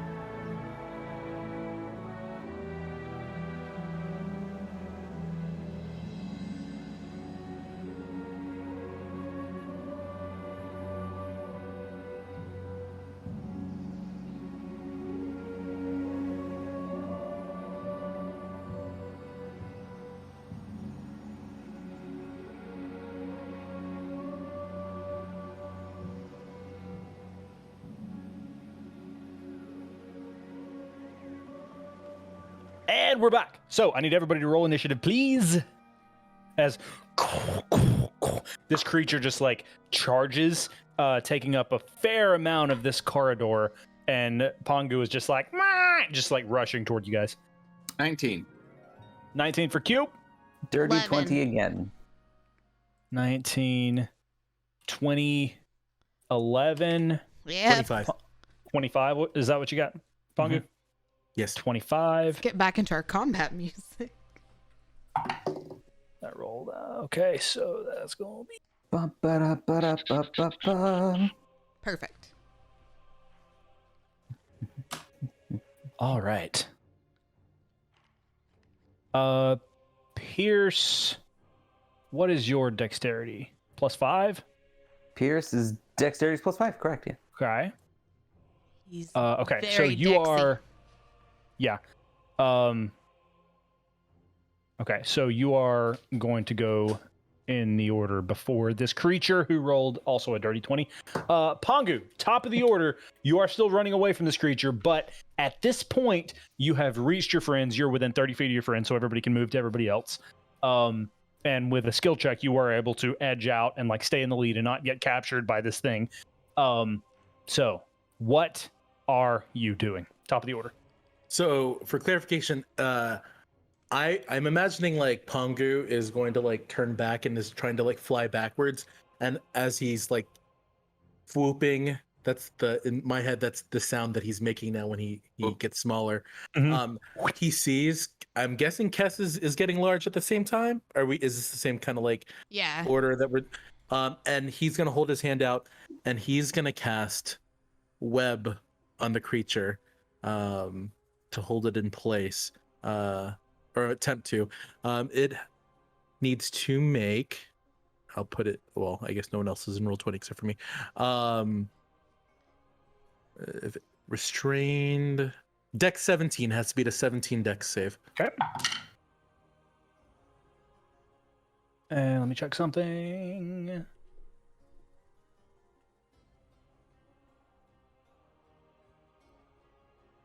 Okay, it fails. Okay, so the creature is now restrained, and I'm imagining the webs kind of like are holding it. It's very like Spider-Man-y, but it's like magic-y time webs.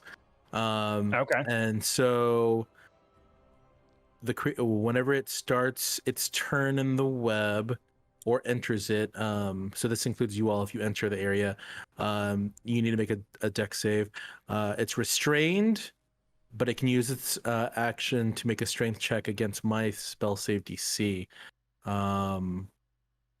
Yeah, so right now it's just restrained. Okay. All right. And is that the end of your turn, Pongu? And yes. Alrighty.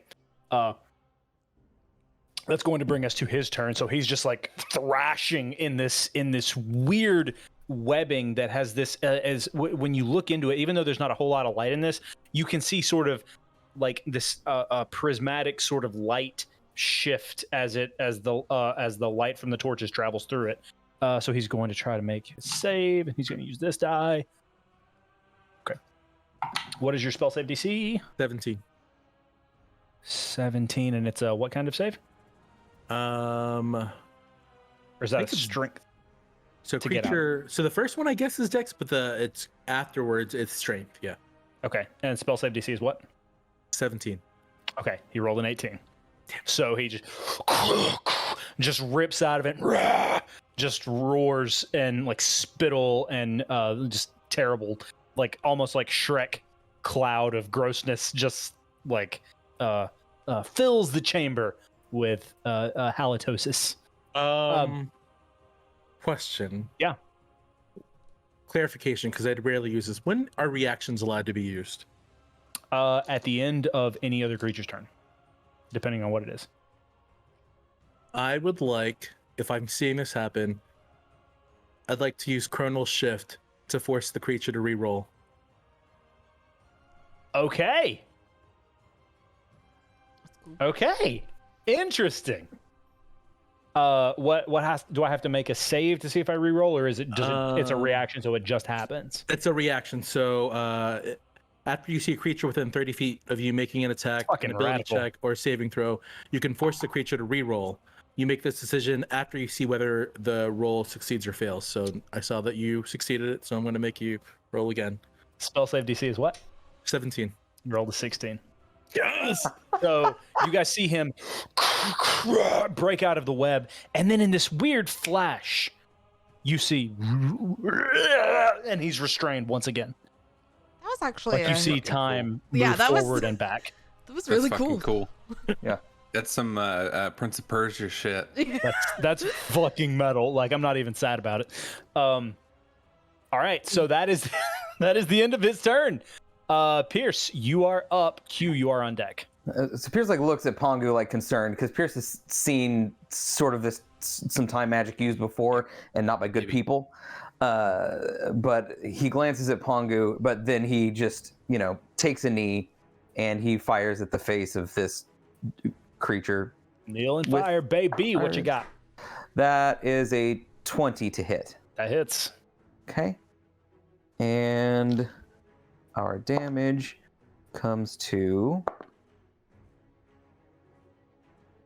19. And that's piercing damage.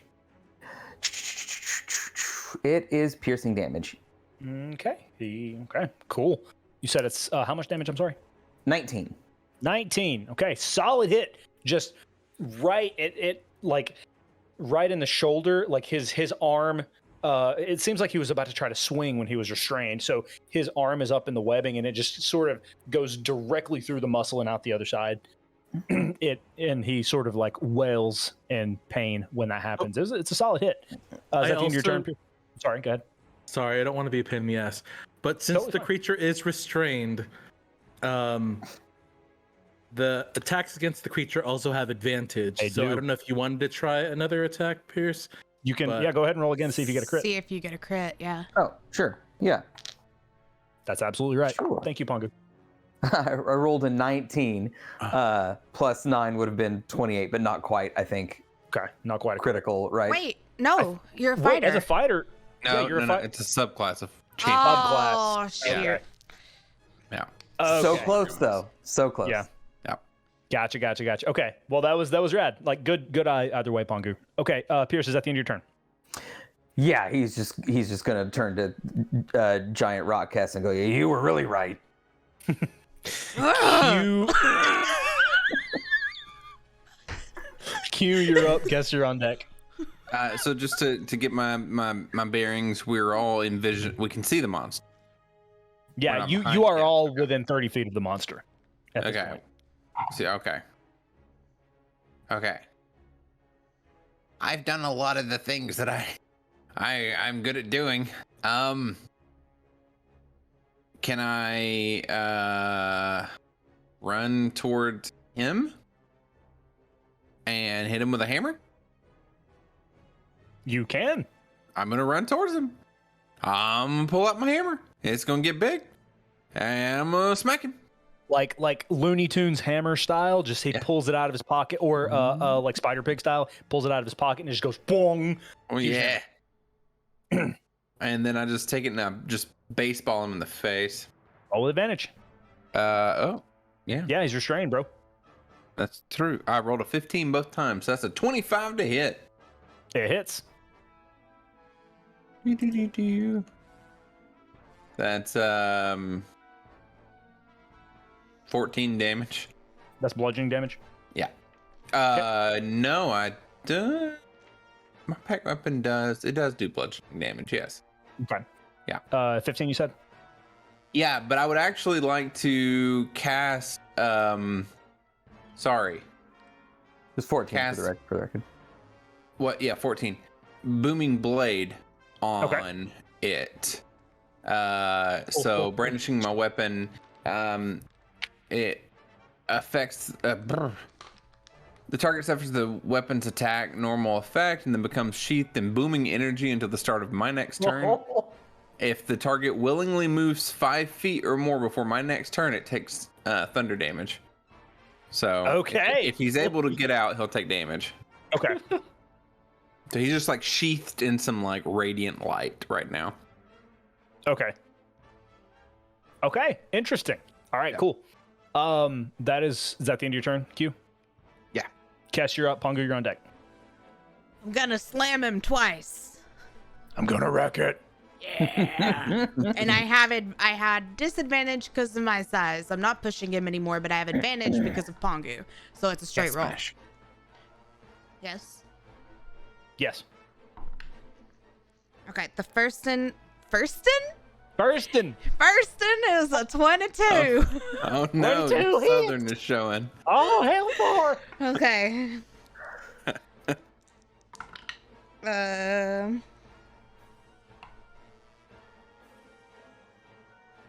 Oh my gosh, what is this? 19 points of bludgeoning damage.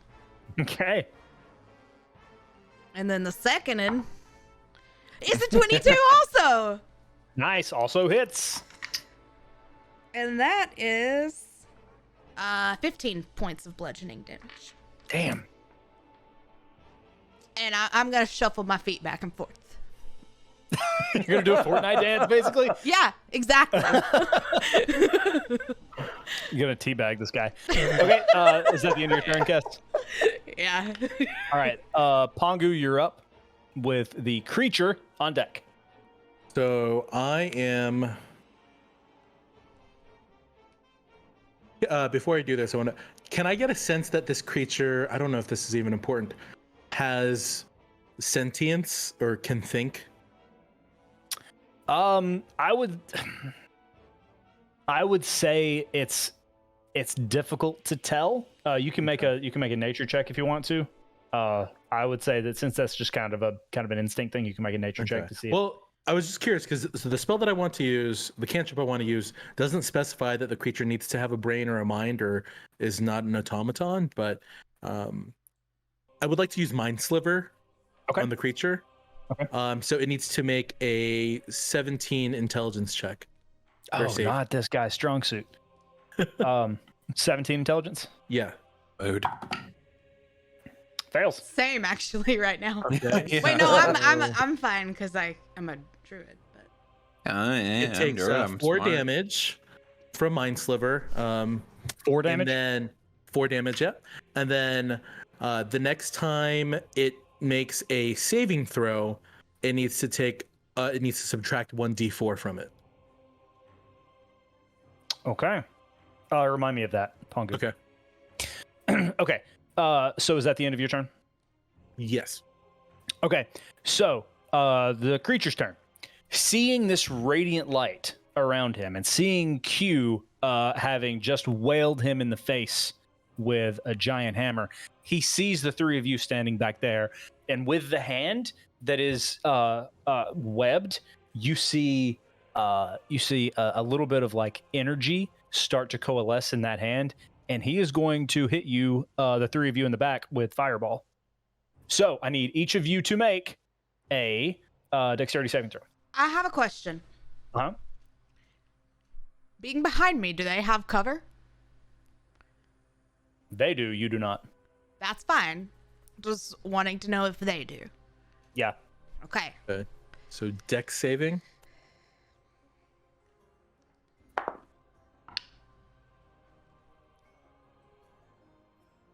Mine is 17. Mine is 7. Mine and so is- I'm going to cast Absorb Elements. Okay, and that's a reaction for you? Yeah. Okay. 18. And it's a new turn, so you haven't used your reaction yet. 18 for Q. So 16. Q, you actually didn't have to roll. He was shooting it beyond you. Oh, you said that. Uh, Okay. yeah. Okay. Cass, what did you roll? 16. 16. Okay. So even with cover, Pongu, you're gonna fail. Cass, you are going to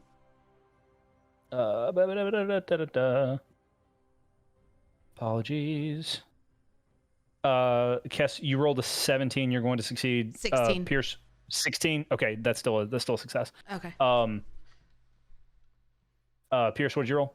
17. 17. You succeed. Okay, so Pongu, you're the only one that fails. You are going to take some damage. Hold on. This thing has fireball? It Right. does.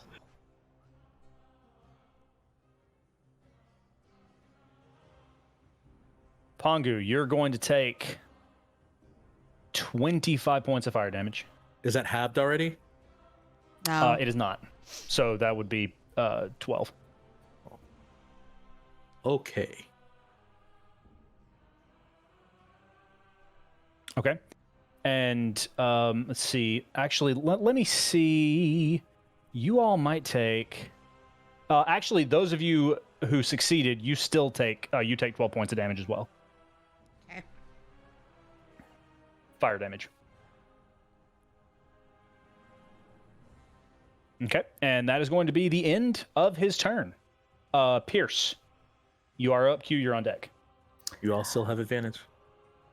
So Pierce is going to reload because he forgot last round. He was stunned by all the shit going on. So he reloads Iris and he aims towards the hand that had shot the fireball and fires at the hand. And you said with advantage? Yes. That's a 19 to hit. 19 hits. Okay. And the damage comes to 17. 17 points of damage, of piercing damage. Correct. Very nice. Very nice. Very nice. Okay. Yeah, this guy's starting to look pretty beat up. Alrighty, is that the end of your turn, Pierce? Yes. Okay, just to clarify something, Pongu, the absorb elements that you cast a minute ago, that was minus D4 to any attack against you, correct? Hold on. Absorb elements is it captures. You have resistance to the triggering damage until the start of your next turn, and then if I melee attack, then I get I can add damage. But yeah, that's Okay, so we cut that. We have that for you. We did that. Yeah, Okay, we already cool. did that. Yep. Okay, just making sure I didn't forget anything. All right, Q, you're up. Kesh, you're on deck. Okay. Well, since it's my turn again, the radiant energy, which I kind of imagine is like what you see coming out of a subwoofer, like around him, just like kind of, but it's gone now. Until I cast Booming Blade and hit him again. Okay. It's more like Booming Maul, but you know, I didn't name the spell. Oh, and he's still, I still have advantage. You still, Yep. yeah, you still have advantage. Okay, I rolled a 15 again, so 25. Hits. Have Have you guys missed yet? He's a Nah. big boy. He's a pretty big boy. He's got a good AC though. It's 11 damage, and he's got the wub wubs around him again. The wub nubs. Wub Yes, his nubs. feet are still shuffling. Yeah, very nice. All right, is that the end of your turn, Q? Well, you say that, and I say yes. I'm purred happily. Kess, you're up. Pongo, you're on deck. Keslam. All right. 23 for the first Okay. one. 23 hits. 15 points of bludgeoning. Jeez. The next one is 17. 17 misses. Okay, so my First actually miss on missed. this guy. Okay. All right. Is that the end of your turn? Yep. Pongo, you're up. Pongu unfurls another glowy golden firebolt at the creature. Okay. Twice. Twice? Not Okay. twice, but with advantage rather. Gotcha. 24 to hit. 24 hits. So that's 12 damage. All right. He's starting to look worse for wear. Like you can see bits of exposed flesh, particularly on like the bits of his arm that are exposed that Pierce was shooting at, and then you hitting him with a fireball. There's sort of a burnt flesh smell filling this cavern as well. It's pretty heinous. He's starting to look rough. Is that the end of your turn, Pongu? I'm going to move away a little bit should our friend decide to cast another fireball. Okay. And I'll end my turn. Okay. All right. So, on his turn, you are starting as much as you can as much as you can see expressions on this creature, you're starting to see panic. So you see him put his hands together, and you see a white wash over him, and he's casting a spell, and he disappears. I'm gonna borrow from my buddy. Wait, do I still have reaction? Yeah, it's a new No. turn, right? No, I don't. Yeah. Okay. Oh, it's a new Actually, yeah, turn. you do. You're at the top of the order. Yeah, you have a reaction. I'm gonna counter spell. All right. Let's see. That is a make an ability check depending on what level you're casting it at. We're gonna do 4th level Okay, make an ability check. ability check. Hold on. What do I press for that? Just roll a d20. Okay.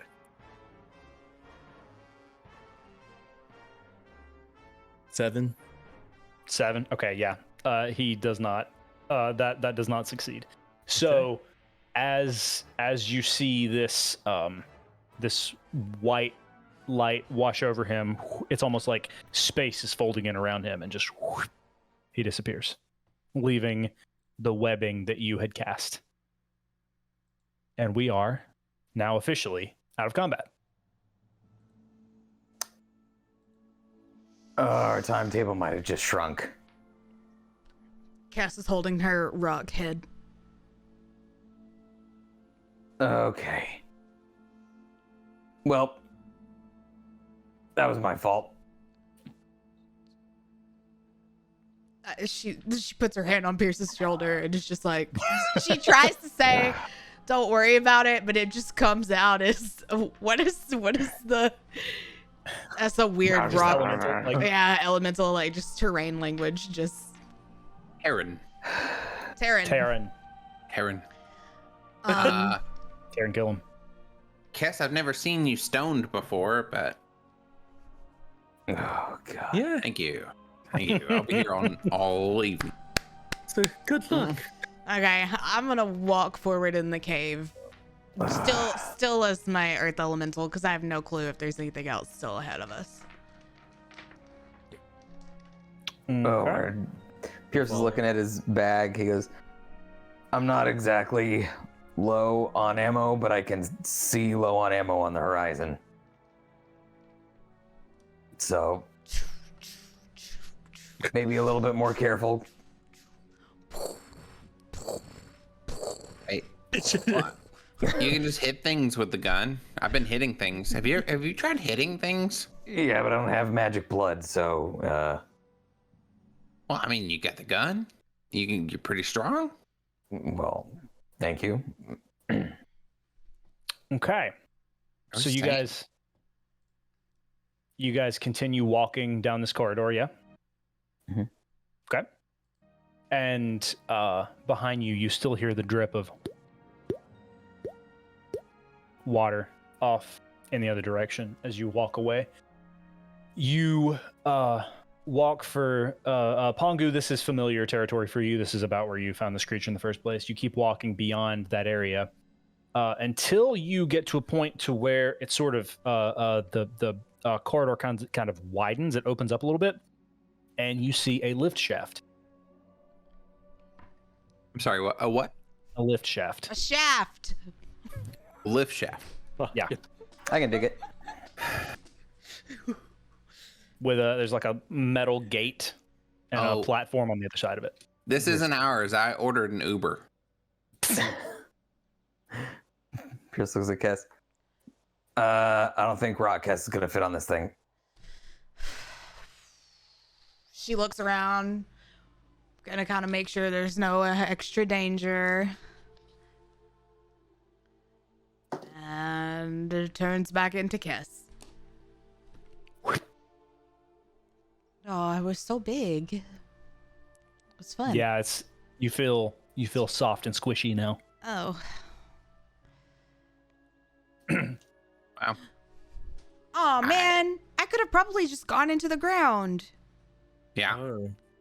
Yeah, but if you're hard for longer than 4 hours, it's a problem. God in heaven. It's 5 hours actually. Oh no. You have to see a doctor. Okay, So you see this lift that's got a sort of metal gate in this opening here. So what are you all doing? Pierce will step on and look for a button or switch. There is one single switch. Yeah, right now it's in the up position. There is a down position. He steps in the back and just kind of leans on his mouth, maul, like plops it down and just kind of leans out on it all cool. I want to look back, and so there were 2 tunnels. Can we see the mouths of both of them? No, there's one tunnel. You're just in a corridor. And it was like which direction you wanted to go in. You came down in like basically you can't really see the end of this corridor where you came down the steps, but it was like you came down the steps and then there were 2 directions that you could go. And both directions led to this? No, there was one direction that went in a completely other way. You told me that on the paper they both led the same way. He said that no matter where we went, we would go 2 different directions, but would eventually end up here. Oh yeah. I'm sorry, I misunderstood what you were talking. So yeah, there was the other one would go in a different direction, but they both went down. Okay. And that's fair. We just know our objective. We could get to either way, Okay. Yes. but they were 2 different directions. Yes. Okay. So before you haven't stepped onto the shaft, you haven't activated the shaft yet. Would you like to go in a different direction? No. Would you like to activate the shaft? Yeah. I'm gonna step on it. Okay. Is Pongo on there? Did we take the path less traveled by? Because that would make all the difference. I don't know. It's What hard was to tell. that squishy sound? Pierce puts his hand on the switch and he goes, basement floor, embers, titans, menswear, and clicks it. Okay. So you flip the switch and you hear some sort of like steam powered motor that seems like it's above you, and it's like you feel sort of the room, this chamber that you're in, fill with humidity from the steam, and you feel yourself lurch and start to descend. And the New fear light. unlocked. What'd you say? I said new fear unlocked. I don't like elevators.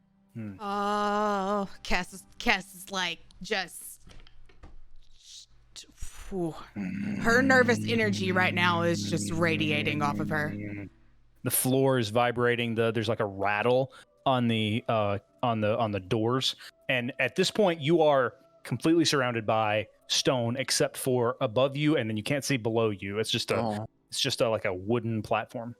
This is like we got into a cave-in on purpose. You continue to descend and rattle. It's a shaky journey. Is it? And- What's the lighting situation in here? It's low. There is overhead, like far overhead in this chamber, there is a dim source of light that you can't really make out. Is there music? There is not music. Oh. Q just starts humming. Girl from Ipanema. There is music now. Q is making music. Yeah, Q just hums the girl from Ipanema. Pierce sees that Q's like having a moment and he steps over and like just puts a hand on his shoulder. Thank you. You can play bass? I don't know what that means. Okay. How long is Continues. This has been about 3 minutes of you're going slowly. It's like you're kind of inching. You feels the nervous energy from Cass and just kind of, I don't know, grabs the back of her calf or something. He's so short. Oh, thank you. She's just like she's not concerned with the. Oh, but he thinks she is. Yeah. Yeah, he's worried She's that just she's more nervous. like staring off, you know. Okay. Still riding this thing, huh? Still going down. Yep. Not there yet. Hey, Not there yet. if this takes longer than an hour, I would like a short rest. Cass, Okay. if If I would nothing's love a there, short rest. Cass, if nothing's there, are you gonna be okay? It has to be there. It has to be there. But if it's not, that But it- doesn't mean it's the end. It just means it's the start of the next chapter. But it will be. Okay. Okay. Mm-hmm.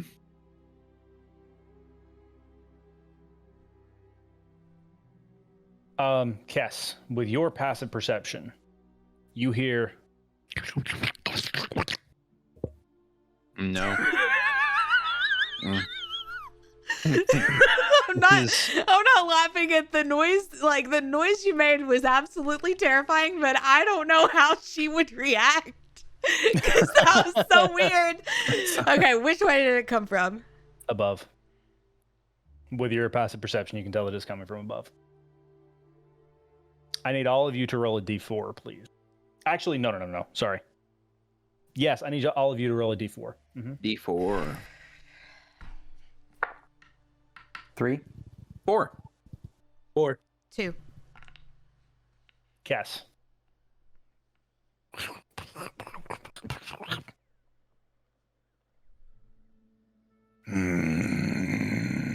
Elevator is continuing to descend. What are you all doing?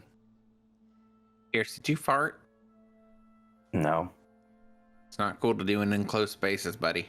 There's some sounds. Nice bug goes. There's some Sounds of what? there's That was nice bug. tooting. Where? I'm Wow. One more time, Cass. I can't hear. Say it again.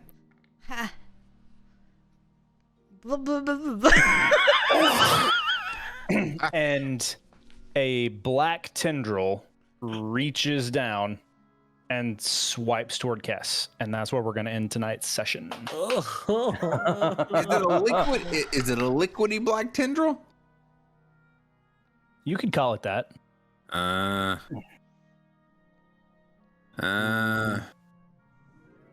Well I done. think Cass is allowed to use liquidy black tendrils. Ew! Sounds like me when I'm eating. I just you can hear me from It's across like the house.